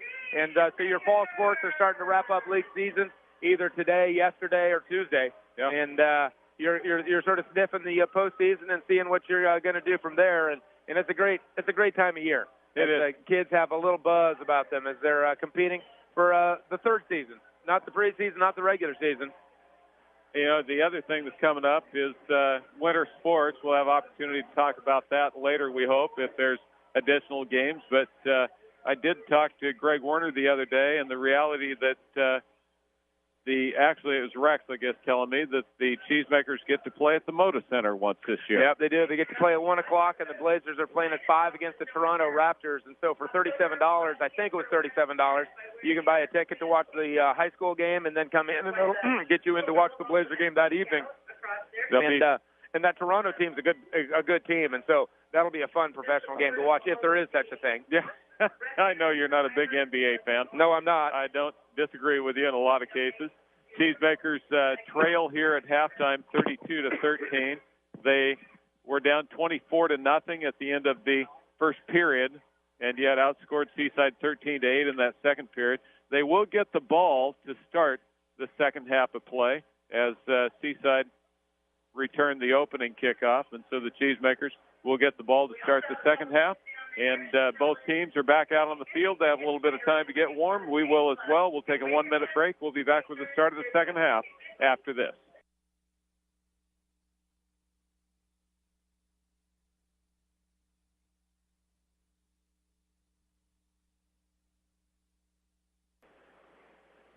Welcome back to Cheesemaker football. 32-13. Seaside leads over Tillamook in the last game here at Doc Adams Field this year. A good year of football here. Nice nights, although we've seen some really good football teams here as well. As you think about our schedule over the course of the year, we started the year with Newport, got handled pretty good here by a state playoff team. We turned around and faced Banks here, number 1 ranked team in the state. And now we play the number 2 ranked team in the state, and the other one is Falala, who's the 17th ranked team in the state. And so those are 4 teams that have come to town, and the Cheesemakers have played well, but fighting an uphill battle as they get ready for the start of the second half. Well, it's just interesting how the different programs have started to separate themselves out, and you really see there's an upper echelon of football being played at this level. And it has to do with the quality of coaching and the quality of athlete, as well as the quality of opportunity. And, the teams like Seaside and Banks and Marshfield and Marist and those programs really have it dialed in right now. They've got the formula figured out. And we'll see when Seaside changes out head coaches how that changes the structure of the program. Well, and they've developed athletes from young all the way through. This senior class in Seaside has been really a star group all the way through, with their Seaside Kids Incorporated local opportunity to fund youth activities. It has been pretty impressive what Seaside has developed in football. They're also the 2-time defending state basketball champions. And when you look at them on the floor, you would think they would be somewhere in the middle of the league. Yeah, they're not physical specimens. Nope. By any stretch of the imagination. They just play the game really well. Seaside's going to kick off. They'll go deep far side. It bounces on the 15, going to be returned straight back up by Boomer across the 20. And then Tudner just took the ball away from Boomer. And touchdown Seaside. Yep, I didn't hear a whistle. Nope, and the officials there, they're looking at each other like, what happened? As Tubner somehow stole the ball away from the Cheesemakers. Boomer. I can now put that in the list of things that I have seen. 25-yard return. We're going to call it a fumble return, although I think it might have been just a mugging and a stealing. You might get thrown in jail if you were doing that on the streets, but it's kind of legal here. And so Tubner comes out in the second half, steals the opening kickoff going the other way, and it is 38-13. Good Lord. They'll go for 2 again. Westerholm straight back to throw. Looks left. Now he's in trouble. Going to roll right.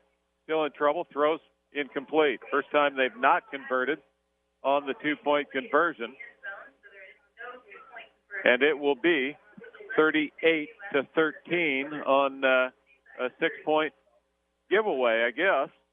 We'll call it. It was all the way on the far side of the field, about the 20-yard line. Looked like they were just going out of bounds, and all of a sudden, one guy is running the other way, holding the football up. And that was, let's see, who was that? Some kid I heard. Was, again. Maybe Tubner. Is that the 5th touchdown tonight? Yeah, I think touchdown, something like that. I think he has all of them. So here we go again. Yeah, and that was Greg Warner. Like, what do you say to your kickoff team at this point? Yeah. Right? He's got them all lined up. He's got his front 5 in front of him, the next 2, right? Yep. Here we go. So what do you tell them? So hold on to the football? And that's probably not going to determine the outcome of this game. But it is indicative a little bit. But it is also not the way you want to start the second half. That ding, ding, ding, ding. I believe that's the understatement alarm going off. That could also get your heads down a little bit. Yep. I got to tell you better have your heads up and on a swivel tonight. You think Seaside's going to feel bad for you? Remember how bad Seaside was about 4 years ago? What were they, 0-8? Yep. They came in. I think they'd won one game in 2 years. Yep. Yeah, that program? Not anymore. Not anymore. Ball goes back into the end zone, and it'll be a touchback. Cheesemakers bring it out to the 20-yard line. Yeah, Seaside doesn't feel bad for anybody right now. No, they had their lumps. Every system takes them in time. And the Cheesemakers starting to turn things around here in the last year or so, last couple years, and trying to get back on top. They've had their own glory days in the past as well. Years when they beat up teams physically, mentally, and emotionally. Cheesemakers with the ball at their own 20, first down. Shotgun.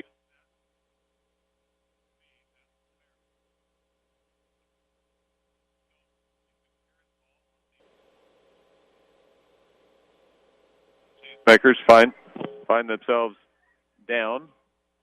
Second down, going to hand off in the backfield, straight up the middle. Nice cut by Chris Silvera. Chris Silvera going to the backside, out across the 30, going to pick up the first down. Boy, that's nice to see, because I didn't think after his shoulder injury on that punt that he was going to be able to step back out on the field. So the Cheesemakers, big first down as they have their backs against the wall. And feeling a little sorry for themselves. Yeah, maybe. I think they were. Yep, I think they certainly were.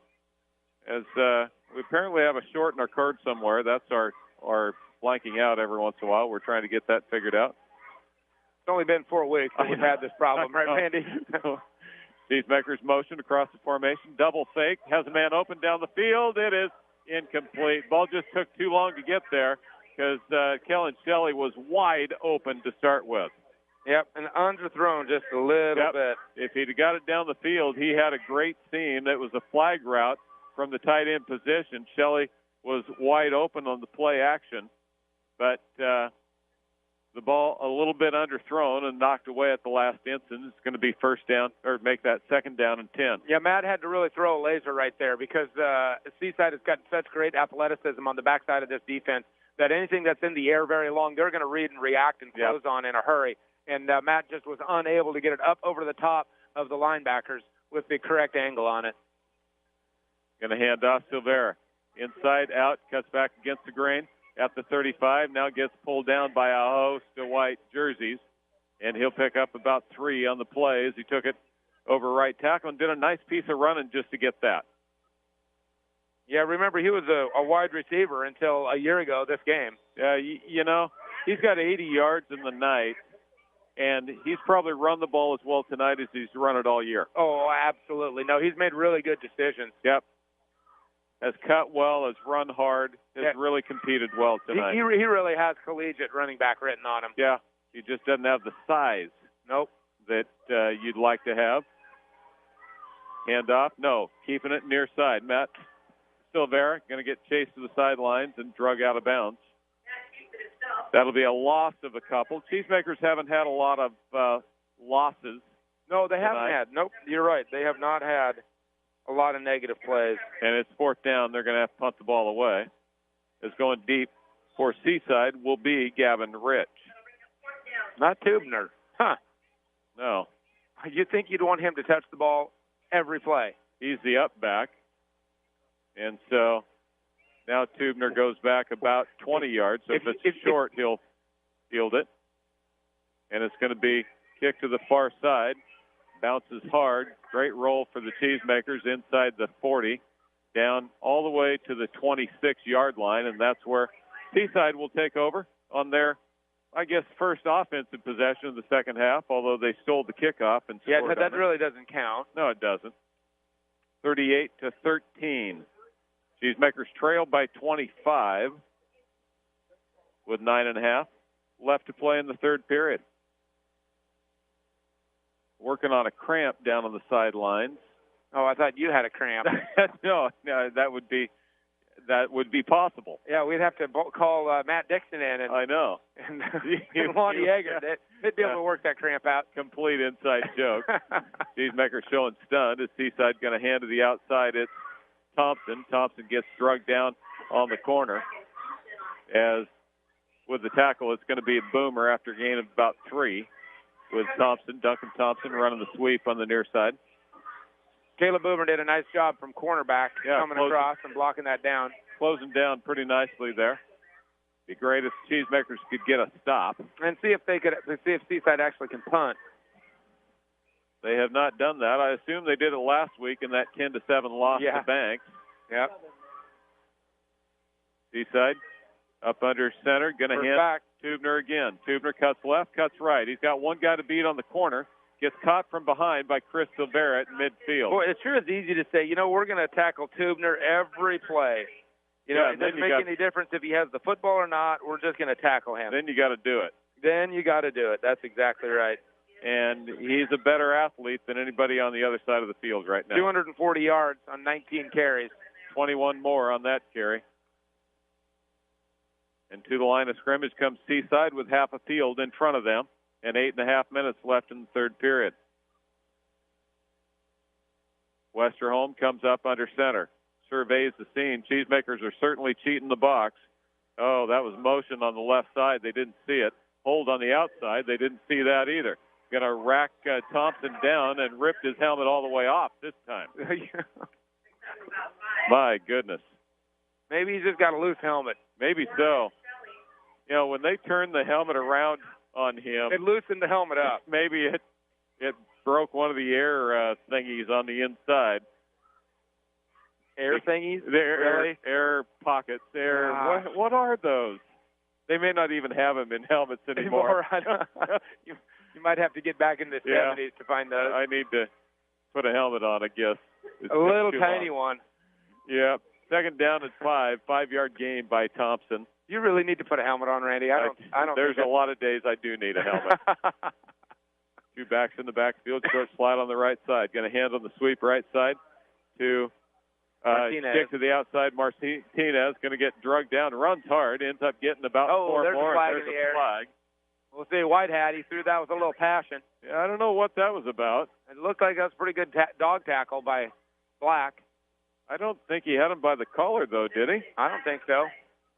But that was thrown with that wasn't just vigor. A drop. No, that was I'm tired of this. With emphasis. Personal foul. Oh, it is a horse collar. I don't think that was true. Of course, I was a long ways away from it. So it's going to be marched all the way down to the 27 with a very emphatic stomping on the walk-off. Stomping. It was. That was a stomping penalty. He stomped 15 times moving down the field. There's a little bit of irritation in that walk. I've seen that walk before. You've had that walk before. I have. You've walked that way. Quarterback back to throw. Westerholm throws right. Flips it up. Complete. At the 15. Down to the 10. Circled up and rolled down there. Pass complete to Thompson. Ball kind of wobbled up in the air for a while. He threw it off the back foot. He does not throw a laser, does he? No. That was thrown off his back foot. That had a little duck to it. Yep. But Thompson was open enough that he has the first down. It's first and goal at the 11. Seaside, obviously you can tell from Banks that Banks stalemated the line of scrimmage with him. Yeah, they had the ability to flow and tackle. Because you can cheat the line of scrimmage with them. Oh, that's a hold for crying out loud. Left side. The flag way late, but it came out. Going to be a gain of about 4. But Cameron Buffin got held pretty good coming out of a defensive tackle. He had 2 arms wrapped around him, dragging a guy from behind that I thought they missed entirely, but I was wrong. The flag drops at the 13. It's going to be a 10-yard penalty from there. So the Cheesemakers, as slow to get up and getting off the field as Boomer again. He got dinged in that first half and has not quite recovered here in the second half, although he's been back in much of the game. Seaside will come to the line of scrimmage with the ball set, and it's Tillamook 22. 7:15 left to play in the game. In the third period. 38-13, Seaside. Westerholm up under center. He spends most of his time there. Hand off, little reverse. Inside, now kicks out. Chasing to the corner, trying to cut him off at the 30. Turns the corner and goes out of bounds. About the 26. Interesting, he ran away from contact there. Ramirez hasn't run away from contact all night, but that time he did. Out of bounds he goes. It'll be a gain of about 6 on the play. Bring up second down, I believe, when they set the chain. Second down, and it'll be 14. From the 15-yard line, they can get the first down inside the 1. Thompson halfback on the right side. Ramirez halfback on the left side. Westerholm sends Ramirez in motion. Play action, running near side. Looking down the field, now he's going to run. Westerholm straight down the middle, right side, touchdown. He went up the middle and about the 5. He kicked it off to the right, and the Cheesemakers never touched him. It is 44-13, just under 7 minutes left to play in the third. Westerholm rolled left to throw, but he didn't look for long. No, he did not. He tucked in under, and a big seam opened up the middle. He found it and exploited it. And I believe Seaside's going to kick. They are. Ramirez going to be the extra point kicker. Not sure why now they decide to kick. And they don't have quite the right people in the game to do it. As coming in off the bench was somebody who didn't expect them to kick either, except he is on the kicking team. That was Card. Ramirez gets set. Good snap. And he missed it, and Kellen Shelley ran right into him, but he caught him and held him up, so there's no flag, and the Cheesemakers trail 44-13. 7 minutes left to play in the third. We'll be back in 1 minute.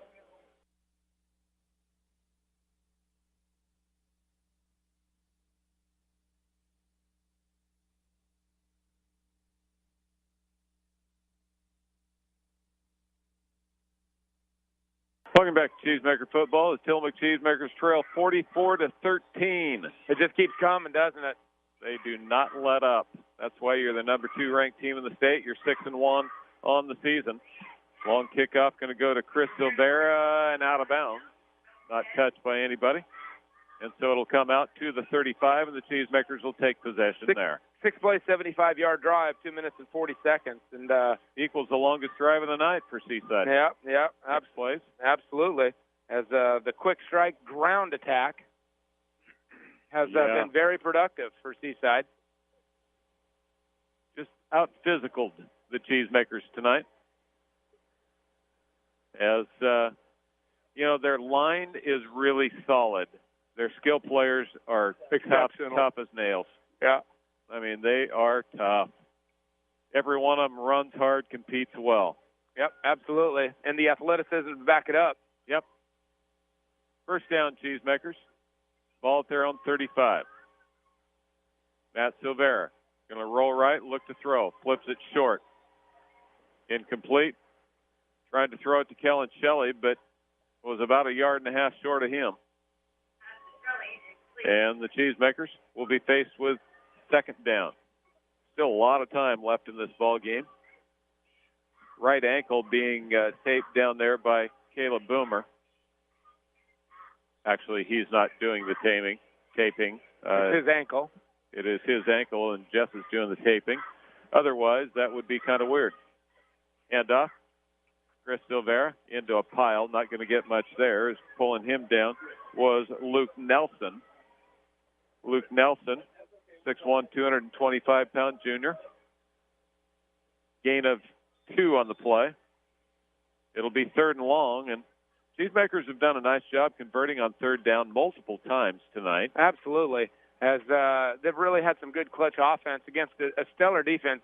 Seaside's defense is not as good as their offense, but it's still solid. It's packed with the same athletes that they play on offense. Yep. Not as disciplined as they need to be, I think, but they probably haven't needed to be as well. Caleb Warner across the formation. Looking left, goes over the middle. Shelley with a catch, gets hit hard, and down he goes at midfield. Boy, he got popped pretty good there and has not moved. I don't think it was a blow to the head at all. I think he got spun. As Kellen going to get up slow as he has to go back to the huddle, and Justice says, nope, that's not what you're doing. A little bit wobbly as well. We're going to ask you some questions. Yep. He'll go into concussion protocol. As I would be surprised if we see him again. He stays. And so over the bench he'll come. They will sit him down and go through a process with him. Nice catch that time by Kellen. But he did take a shot. Cheesemakers, first down. At Silvera at his own 45. Hand off to Chris. Chris left side, cuts it up, going to go straight ahead. Ran sideways for a bit and then planted his foot and went straight ahead. Part of the problem with losing Kellen Shelley is that he had stepped in to be a tight end because Tillamook already lost Caleb Warner, or Landon Warner, one of the Warners. Gain of 3 on the play. So they'll go with, I'm just looking to see. I think it's Chad Warner that's in at tight end right now, which Chad is not big. He's tough. Oh, he's going to go out to a slot. We'll see. Doesn't look like they have any tight ends in there right now. Double backs in the backfield. They'll hand off to Macias. Macias straight ahead, gets bulldogged, but he's going to pick up 3 or 4 yards. And then pretty good pile of holding out there that the Cheesemakers will get about 3 yards on. It'll bring up 3rd down and 3. So 34 yards on 7 carries for, nope, I'm wrong. I put that on the wrong side. That is 63 yards on 6 carries for Luis Macias. Yep. Chris Silvera has 91 yards, sneaking up over 20. He's got 21 carries. We're talking about the injuries to the Cheesemakers, and many of their injuries have been to basketball players. Landon Warner, Kellen Shelley now on the sidelines. Hand off right side, cuts inside Silvera, going to be short by about a yard. It'll be 4th down and 1. Cheesemakers getting beat up a little bit tonight. Yeah, they are. But, you know, the kids are playing hard. I remember a couple years ago when Scappoose came, and they just laid a whooping on us. And we had a bunch of kids that decided that they didn't want to play anymore that game. Just wanted it to be done. That shoulder hurt pretty bad, so bad that I don't know if I can get back in, Coach. And I don't see any of that tonight. No, none at all. None of that. You have kids wanting to get back in. 4th down and 1, Cheesemakers looking to convert again. Silvera, Matt, at quarterback, Macias behind him. Macias gets the handoff. No, Matt keeps it himself. Going to get the first down. It was Ramirez on the tackle, but Matt Silvera moved the chains again. So the Cheesemakers keep the drive alive. Taking it right at Seaside methodically, but they're down big, 44-13. Tillamook moves into the huddle, moving left to right across your radio dial. Just a light fog now, not really, hardly a fog at all. You know what's interesting is Seaside has given up a total of 4 touchdowns in league play. Yeah, before this game. Before this game, right? And Silvera, straight up the middle. Chris, got caught by a foot by Tubner. He's going to pick up about 7.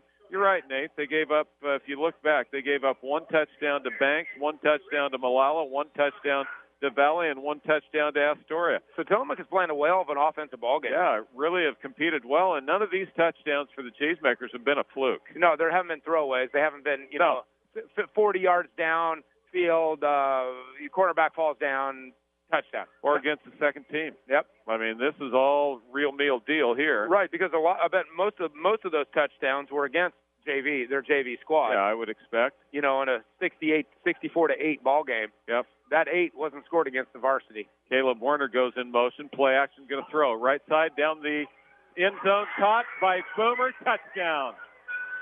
Cheesemakers. They have it signaled. Now they do.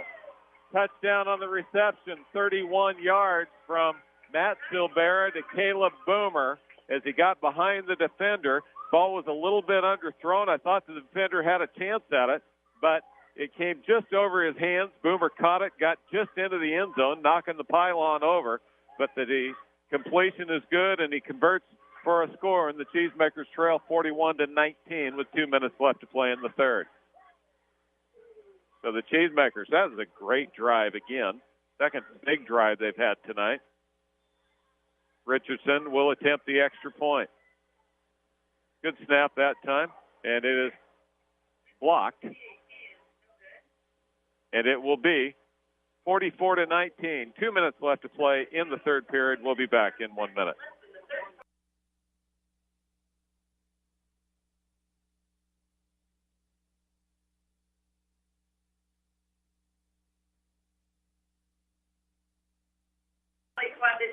Oh, what about that drive, Nate? How about 6 plays, 9 plays, 65 yards, 5 minutes is what that was. Yep. As Tillamook has done a really good job moving the football tonight. Cheesemakers, vastly improved team from what they were at the beginning of this year as well. Going to be a kickoff that bounces, and Ramirez fields at the 20-yard line. Now he's going to return, gets caught there and drugged down. Out across the 27 or 8-yard line is on the tackle was Miguel Nemai. So Nemai picks up the tackle, and Seaside will take over on the offensive side of the ball again. What Tillamook hasn't been able to do is put stops. No, total possessions. I guess they got a stop on the interception at the end of the first half. They got a stop on a fumble in the first half, and that was it. They've scored every other time they've touched the ball. Still have all their main players out here in the third quarter. With a minute 53 left. 44-19. Ramirez inside, hit immediately, and down he goes. Now, Ramirez is a kid you want to hit. Yes, it is. And you better get there in a hurry, because if he gets going, you're going to be in trouble. Yeah. Tubner looked like he was coming off, but he'll come back into the huddle. Seaside, kind of old school in a lot of stuff. Oh, wait, no kidding, man. Yep. Like up under center, what is that all about? We haven't seen that a whole lot this year. What do they do? They go shotgun this time. They've only been there about 4 times tonight. Westerholm going to hand to Tubner. Tubner gets a block, hanging on, takes him down. Then a big hit, and that's going to be a flag on Chris Silvera. Oh, I don't see that. Yeah, I don't see that either. Tommy had him wrapped up and his legs down, and Chris came in at the end with the shoulder. I mean, that's what he's talking to the coach. He's like, they're going to call it a blow to the head on Chris Silvera. Yeah. And so. Well, and the reason he went sideways is that he couldn't protect himself because Tommy had him hogtied. Yep. So it'll be a 15-yard penalty. There is no ejection here for targeting. And so it'll be first down Seaside out across the 45 to the 46-yard line. Tubner stays in the ball game. It's not like he got hurt on that. Be a tough one to hurt. Hand off. Tubner gets it straight up the middle, wrapped up, going to be thrown down. Nemai, nice job there. And Tubner gets up with his hands up going, what's wrong here? Because he didn't score. Yeah. Didn't really understand how that was supposed to go. Wait a minute. What's wrong? He's only carried the ball 12 times. Wow. For 240 yards, and his last play was a no gain. 21-yard average. That's not bad. In the first half. My goodness. Yeah. No wonder he gets up with his hands up saying, what's the matter? Yep. Second down and 10. Stopped him for no gain for the first time. And they get the Cheesemakers to jump off. A little bit of their own medicine right there, isn't it? Tillamook's done that all year long to teams. And it wasn't one person that jumped off sides. It was a host of them. What that tells you is Seaside's been pretty predictable on when they are going to snap the ball. And that's a really hard thing to do, is go on different cadence at the high school level. It's so easy to get into a routine so you can get kids off the ball on time And when they start thinking about snap counts, they start forgetting about other things. Well, and especially when you're in shotgun. Yeah. Because it's all hand slap stuff, and it's really super easy to get caught up there. And that'll be the end of the third period of play. It's 44-19, Seaside after 3. We've got 1 quarter remaining. We'll be back in just 1 minute.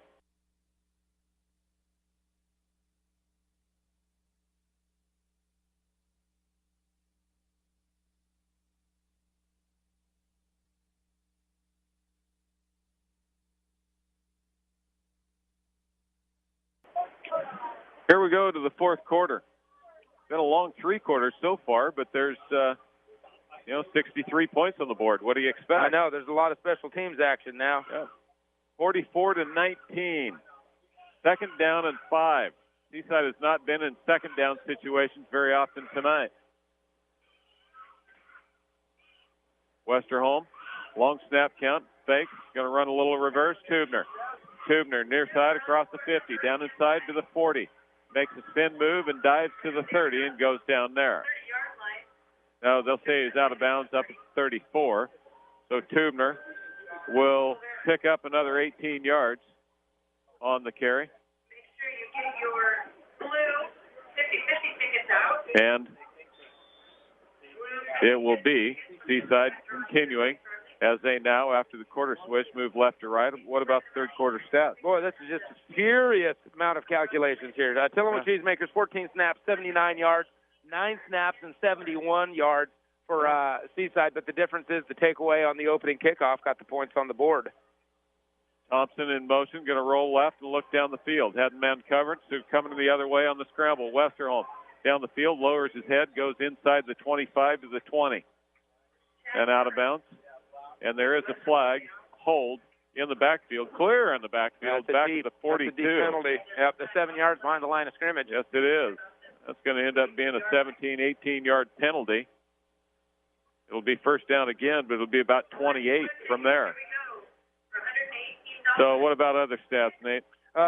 So Seaside ends up getting 55 yards on the ground on their 8 carries. Threw the ball for the very first time to a completion to Thompson. Ends up with 16 yards. So there's their 9 plays for 71. Cheesemakers on the other side ran the ball 10 times for 35 yards. Threw the ball 4 times for 2 completions and 44 yards. And so you look, Tillamook has 237 yards of total offense. You can't complain about that. No, the problem is Seaside has 400. Yeah, well, you can't complain about that. Yeah, well, you can complain all you want. 400 yards in 3 quarters, and I understand it. First down on long. Going to pitch to Tubner instead of throwing it. And they're going to, I thought they had him out of bounds. He fumbled the ball. Out of bounds it goes, I believe. Well, see, Tubner spun right back into traffic, and he got popped when he spun, and the ball popped up. And they're talking to Kai Johnson. I'm not sure if they're calling it out of bounds. Like a bagel coming out of a toaster is how that thing popped. Actually, that one's very good because they don't pop very well. No, they get don't. Stuck. Yeah. Like a waffle coming out of a toaster. There we go. Muffin, yeah. English muffin. There you go. It must be Seaside ball. They're still talking on the near sidelines right in front of Kai Johnson. And either way, they held Tubner to very little gain, and it will be second down. I don't know if they said he was out of bounds or if what they said. They must have been out of bounds because they stopped the clock. So it's second down and 21. Make that 26. Too many lines to count. And Seaside makes a mistake. First time. Yep, they jump offside. First pre-snap penalty of the game for Seaside. Yeah, they've been pretty solid. And that's the pre-snap penalties that are really indicative of discipline. You can have penalties during the flow of the game, a holding, a block in the back, where you're just in the wrong spot, you're trying to make a play, and you make a poor decision. It's the pre-snap penalties that really are about concentration and coaching and discipline. It is second down and 31. Tubner in the backfield. They hand it to him on a quick draw. Tubner makes a move, gets out across the inside the 45 to the 41. He's going to pick up 14 on the carry. And it'll be 3rd down and 17. If I'm doing my addition and subtraction correctly. As the ball is at the 41-yard line. I don't believe they're in punting situation, although if they have 15 yards to go on 4th down, it is hard telling. 272 yards offense for Tubner. Wow. They break the tight set and go 4 receivers to the far side. Got to make sure you contain Westerholm.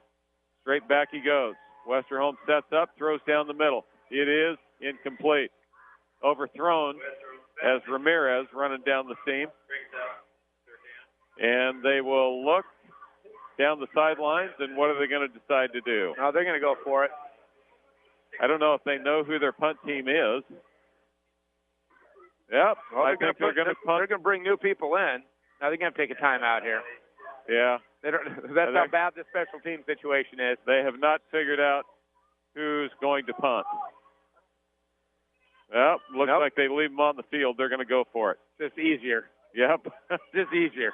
Didn't know exactly who's on the punt team. We might as well go for it. Ball at the Tillamook 41, 4th down and 17. Up under center they come. No, going to move back to shotgun. Tubner with them. Watch for the draw. Westerholm, he's going to go out, back to throw. Going to look, now he's getting chased. Gets blocked there, needs some help. Going to come up, flips it down the field. It is incomplete, knocked away. And there's a late flag, and it's going to be a late hit. A late hit, and it's going to be on Caleb Warner. And that's going to be an automatic first down. Yep, personal foul against the Cheesemakers. The only thing you couldn't do there.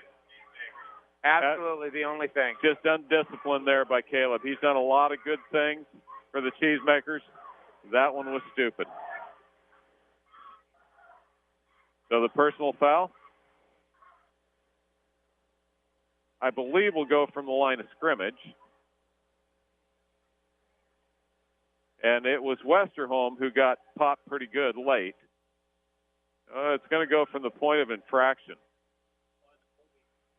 But it should be automatic first down. No, they went back to the line of scrimmage, roughing the passer. And so 15-yard penalty, oddly enough, would not get them to the first down marker. But I believe it's an automatic first down always. Yeah. And it is. Oh, that's frustrating. That was just lack of discipline there by the Cheesemakers. Tillamook had them stopped.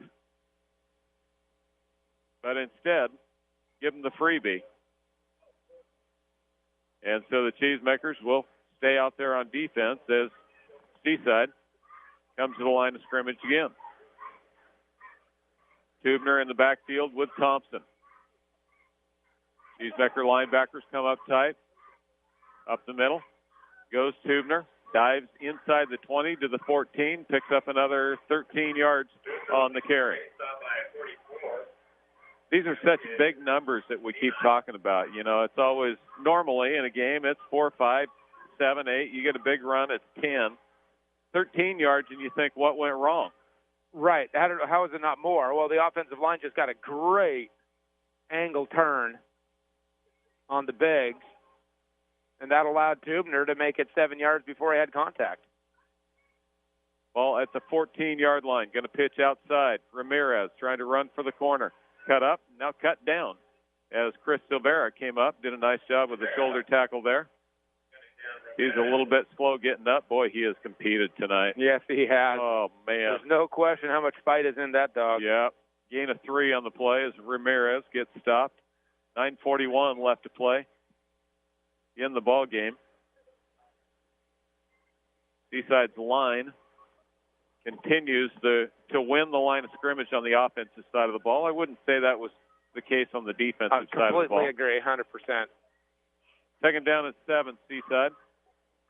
Motion is Thompson. He'll get the pitch sweep to the outside. Oh, big block there as Thompson runs it in from the 10 all the way into the end zone for the score. Tommy Cruz was coming out, and Tubner just laid him flat. I mean, just destroyed him with a block. And that opened up the gates and into the end zone goes the running back Thompson for Seaside, and it is 50-19. Ramirez will attempt the extra point again. Missed it wide right last time as Kellen Shelley put pressure on, but Shelley will not do that this time as he sits down here on the sidelines holding his helmet in concussion protocol. They'll wait. There's a snap. It's a good one. And it is no good again, and that is why they continue to go for two. Obviously, going for two, a much better percentage for Seaside than going for one. It is 50-19. Tillamook trails with 9:13 left to play in the game. We'll be back in 1 minute.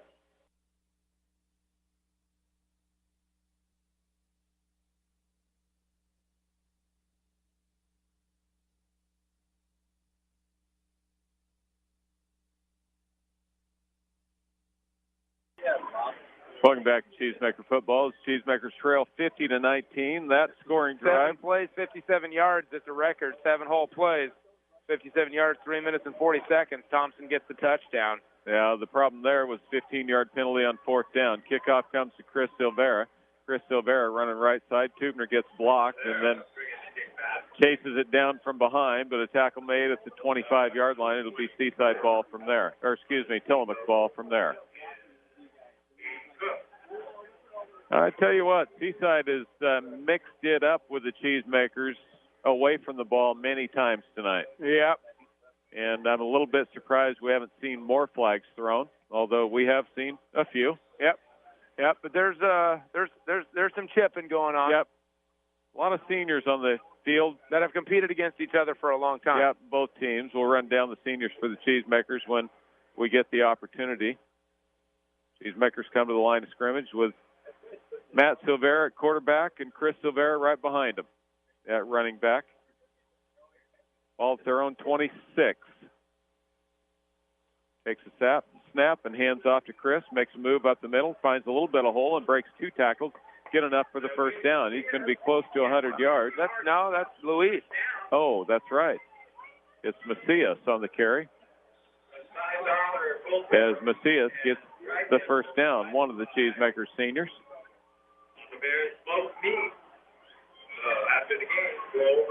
Cheesemakers move the chains. They've had a couple 5+ minute drives in the game tonight. It's not enough of them. No, 19 points on the board for the Cheesemakers after Seaside has given up no more than 1 score to any team this year in the Quappa League.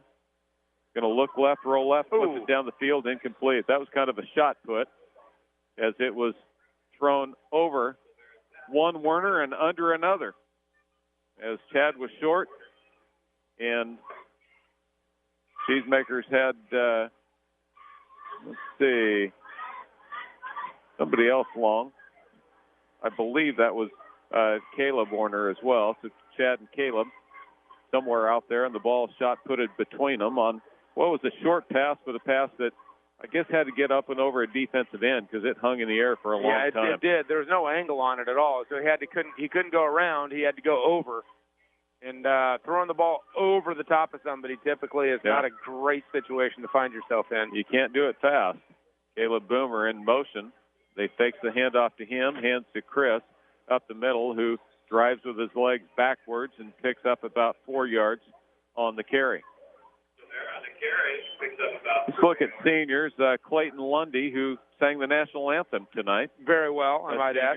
Landon Werner, a senior. Tommy Cruz, Luis Macias, Matt Silvera, Chris Silvera, Josh Toon, Tanner Richardson, also a senior. Caleb Warner, Cameron Buffin, Brian Rieger, Michael Horton.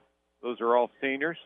Dawson McKibben, Joe Bentley, bunch of linemen. Garrett Whitlatch. Those are your seniors for the Cheesemakers. Draw play. Macias inside, wrapped up there. Nice stop by Seaside. A loss of 1 on the play. And again, there have not been many downs for losses for the Cheesemakers. In either direction. So it'll be 4th down and 8. We'll see if the Cheesemakers are going to kick the ball away. 7:25 left to play in the game. Seaside still has pretty much their entire starting team in there defensively. We'll see if they're at some point you're going to start to see them pull the string. I'm kind of surprised they've gone as long as they have, considering they're They got a week off. Yeah, they do have a week off. I would say the appropriate time is on the next offensive possession. And the Cheesemakers going to go for it on 4th down and 7. They've had some big conversions tonight. And now it's going to be 4th down and 12 because there's a delay of game. That was pretty quick. We haven't seen that all night long. Yep. Deep Judge finally woke up and went, oh wait. That buzzing sound. That's me. That's me. So the Cheesemakers will have the ball march back, and now they'll have to decide if they're going to go for it or kick it away. Looks like they're still going to go for it. Tillamook has not stopped Seaside. Well, I take that back. They had a fumble and an interception. I guess that's defensively a stop. Play action right side in trouble. Throws it left side on the screen, but wrapped up there and down it goes. So they'll turn the ball back to Seaside. Seaside will take the ball over on offense with a 50-19 lead, 6:27 left to play in the game, and they will bring their starting offense back onto the field. And the officials stop the clock, and there it is. As 6:30 is what they want on the clock. Well, those 18 seconds, by golly. Like that's going to matter. Yep. But there's a rule for a reason, right? That's the way it's supposed to be done. Yep.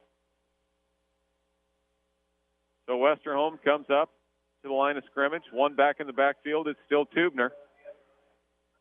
Motion across the formation. He's going to go back to throw. No, he hands off to Tubner on the draw. Draw is paced down and taken care of by Buffin. Nice job by Buffin. Boy, that's a late draw, isn't it? That is a late draw and great ball handling skills by Westerholm. Very hard to see where he's going with it. Gain of only 3 on the play by the running back who's done it all tonight in his final regular season game, Alexander Tubner. He doesn't play basketball, does he? I don't remember him. And Seaside asked for timeout. So I don't know if they're trying to get guys in the game or what they're trying to do here with 5:53 left. I know if I have that group, although I have this game sealed up and I have a week off, I'm wanting to get guys off the field that I cannot win the rest of the season without. Well, that's exactly right. That would be your 3 running backs in Westerholm. And I would suggest you've got kids on the offensive line. I agree. That you can run Thompson behind that offensive line or Martinez behind that offensive line. Not as well as obviously Tubner goes. Right. But I would put some of those old linemen right up there along with your skills. Yeah. I believe you could run me behind that offensive line. Yeah, not me though. Yep. And they will get some other players on the field. So there you go. That was the right move by head coach Jeff Roberts. Yeah, what he was doing there is just organizing his crew. And so the JV squad comes in, who will play on Monday. Yep, that's right. In their final game of the year. Quarterback will not be on the roster. He'll hand off far side, gets spun around, but then keeps his feet moving, goes down the field, going to pick up the first down. Carrying the ball was Aiden Cook, a 5'10", 165-pound sophomore. So Cook, on his first carry, continues moving the chains for the Seagulls. The officials wind the clock with 5.5 left to play in the game. 50-19, Seaside. 288 yards offense on 17 carries for Tubner. Just another day at the office. That's pretty impressive. It is. He had 168 of those in the first quarter. Yeah, that's very impressive. Yes, please. And off fullback, hammered immediately by Tommy Cruz, who turns around. Helps him up, and then... And it's going to Zeke Kuhn will be ejected. For running his mouth.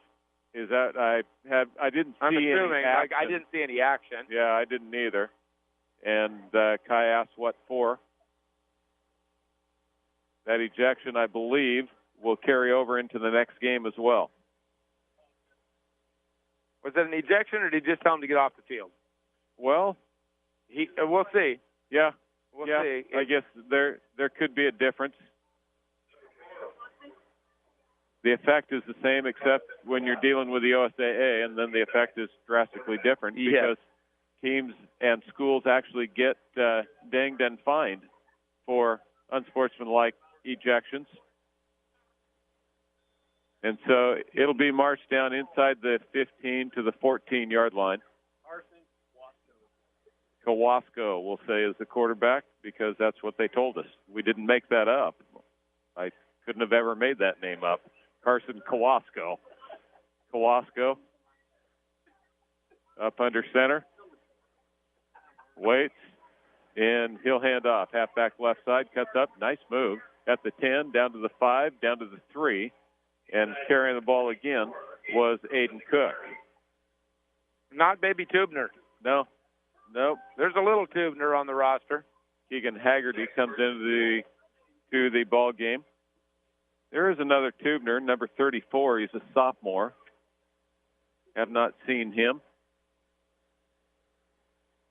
As Tommy Cruz comes out and the Cheesemakers try to get some guys into the game that have not gotten warmed up yet tonight, with 4:15 left and counting. 50-19, Seaside threatening to tack another one on with their JV team now. Hand off, deep back, not going far there as Cheesemakers Miguel Nemai makes the stop for the Cheesemakers. Nemai wrapped him up and threw him back. After the game, if you have a radio, you can stop by the cafeteria on the way out, as the band will be in there entertaining themselves and others. For the fifth quarter, we'll see if we can not have the fire alarms go off. Yeah, cutting down on the smoke machine tonight. Yeah, Bob Lee ran that for a half an hour before the kids got there, and it was pretty thick by the time I rolled in. And the fire alarms were going off. Left side, Cook going to dive in for the score. It is 56-19 with 3:20 left to play in the game. And it feels like it's been a long game. Yeah, well, what did you say, 8 minutes? Is that what it takes to get a touchdown in? Yeah, something with like the, that. Extra point and the kickoff? Yep. And the timeout? It just adds up, and let's see, that is a lot of scores. That is a lot of scores. I can't even add them up. I guess you have them on the sheet. How many scores? 11. 11 scores in the game. They're going to go for 2 because kicking has not been that friendly to them. They run the same play. And the same result, he gets into the end zone. So it is 58-19. Cheesemakers trail to Seaside. We're going to take a 1-minute break. We'll be back after this.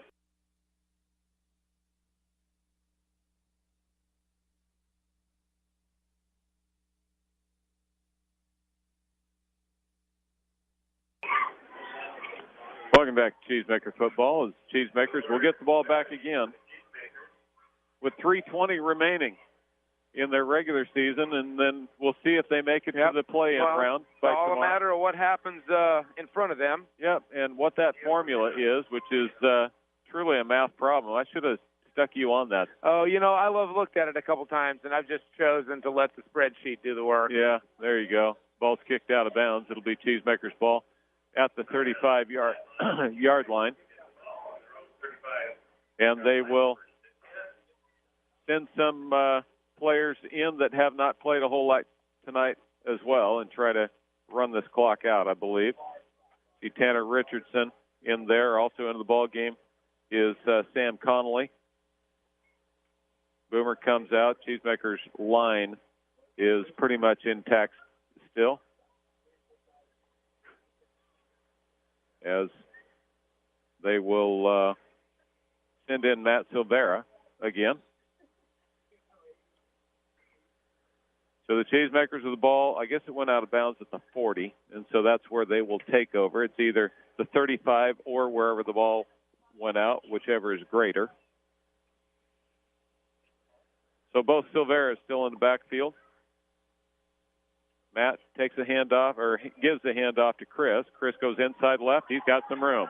At midfield, across midfield to the 40. Breaks the tackle and dives to the 27-yard line as Chris Silvera, with a big carry that time over the near side, he stuck a foot in the ground and turned on the Jets, his biggest run of the night. Well, at some point you got to ask the same question of the Cheesemakers. Yeah, they've got another week to play, hopefully. Yep. As Caleb Warner comes out. Into the ball game for the Cheesemakers is Brawley Mendez on offense. He is the back next to Matt Silvera. Lundy goes to the far split right side with Isaac Felix. They'll take the snap and hand off to Mendez. Mendez cuts inside, and then down he goes about the 24. He'll pick up about 3 yards on the carry. Seaside still getting some players into the game that have not gotten any time so far tonight, with 2:21 left to play on what's turned out to be just a really nice night here for football. A fantastically calm. Yeah, nowhere near as foggy as it was yesterday. No, not at all. Split backs in the backfield. Running back is Colton Harmon back there with Brawley. Harmon's going to get the carry left side. Good little hole up the middle and makes a dive inside the 20 to about the 17-yard line. As Harmon will be just a hair short. No, that was Haggerty. Sorry. It was 28, not 20. So Haggerty on the carry as he will take it down to the 19-yard line and be 2 yards short. It'll be 3rd down and 2 at the 19. Also in the backfield now is Miguel Nemai. That's a kid you're going to hear a lot of. And Nemai will get the ball straight ahead. He stumbles in the backfield. He drives ahead. I think he got enough for the 1st down. That'll stop the clock. And it will be 1st down Cheesemakers as they move the chains and then start the clock with 1:12 left to play in the game. Cheesemakers. It's not about can I get down the field and score here. Kai's already, gotten some players in, guys who are playing their last home game.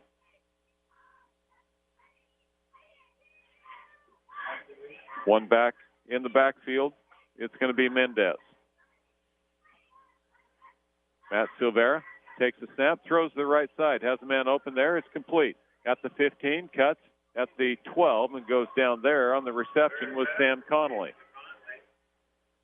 30 seconds left. May have time for one more play. Silvera gets the play. He'll run back to the huddle and try to get one more off. Cheesemakers come to the line of scrimmage with 18 seconds left, down 58-19. Matt Silvera with Chris Silvera behind him. No, that's Mendez. Matt's going to keep it himself straight up the middle, and he scores. Matt Silvera faked the handoff, kept it himself, and with 4 seconds remaining, took it straight up the middle. And the Cheesemakers have put another score on the board, 58-25.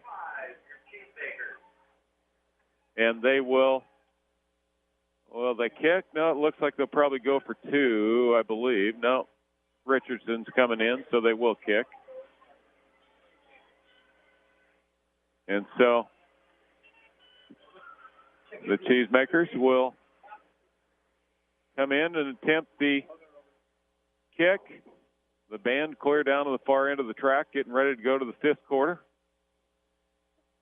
Richardson waits for the snap.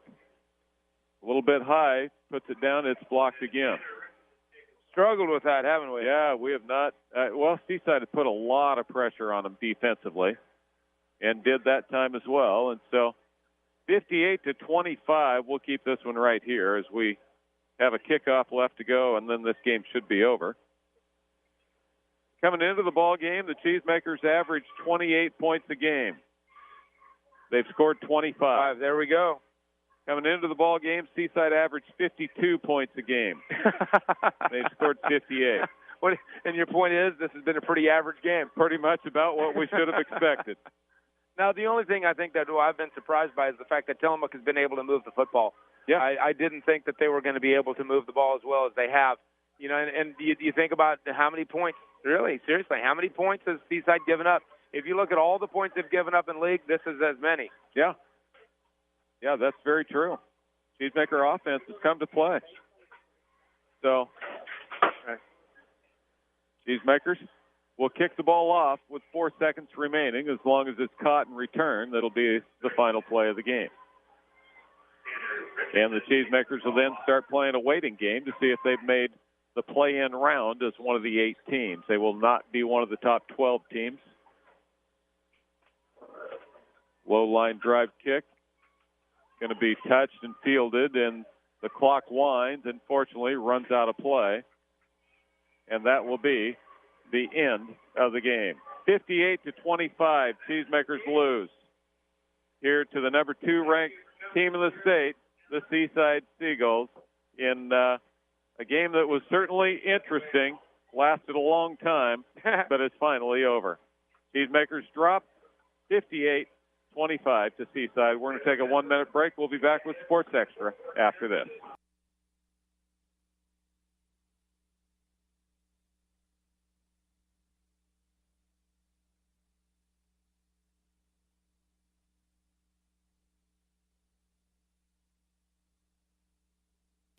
Welcome back to Cheesemaker football. Cheesemakers lose it by a final score of 58-25. Scoring, there was a lot of it.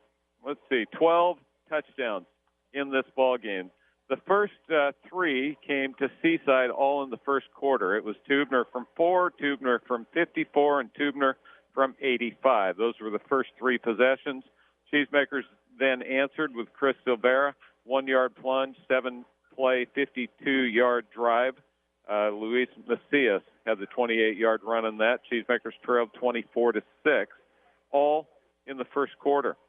And then in the second quarter, Thompson went in from 17 yards out. It was 32-6.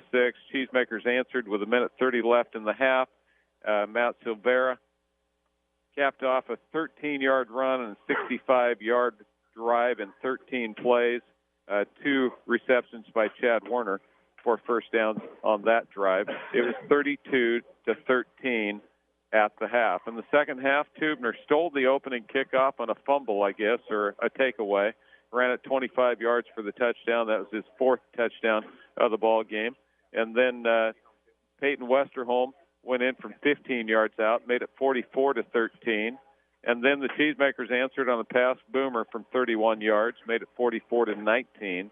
And then Thompson from Seaside scored from 12 yards out, made it 51-19. And then Cook scored from 4 yards out, made it 58-19 Seaside. And finally, with 4 seconds remaining in the game, Matt Silvera went in from 11 yards out for the score. And the final score is 58-25 Seaside over the Cheesemakers. We're going to take the break for the Les Schwab Tire Center. We'll be back with tonight's stats after this word from Les Schwab.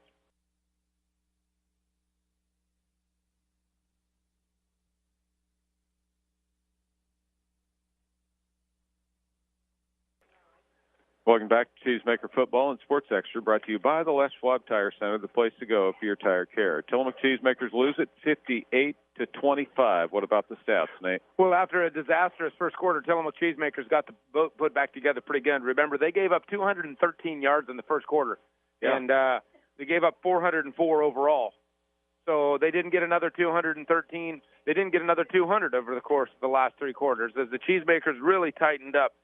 38 rushes for 388 yards for Seaside, 3 passes, 1 completion for a total of 16 yards. So there's the 41 snaps for 404 yards. Really, if you look at that first quarter, 24-0. Yeah, the game. After that, it was 34-25 Seaside.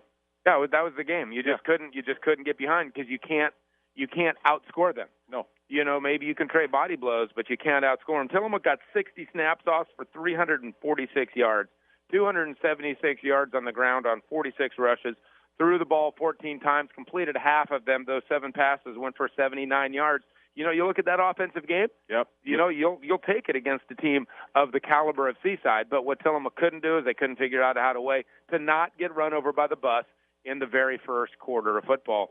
Tubner ends up with 288 yards on 17 carries. Thompson 89 yards on 6 carries, and Ramirez had 45 yards on his 8 carries as well. Tillamook Cheesemakers led as always by Chris Silvera.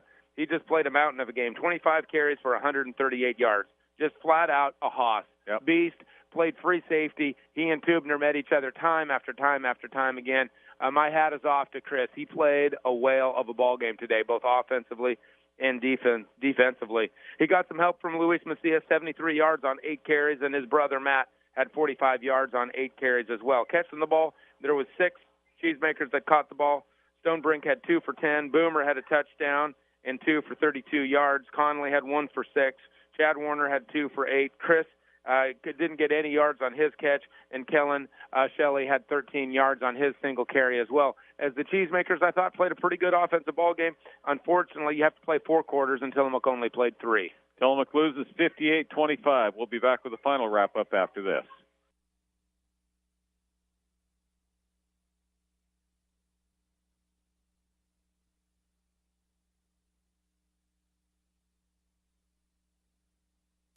Welcome back to Cheesemaker Football and Sports Extra, brought to you by the Les Schwab Tire Center, the place to go for your tire care. Tillamook loses by a final score of 58-25, and now it's a waiting game because Tillamook doesn't know if they have another game or not.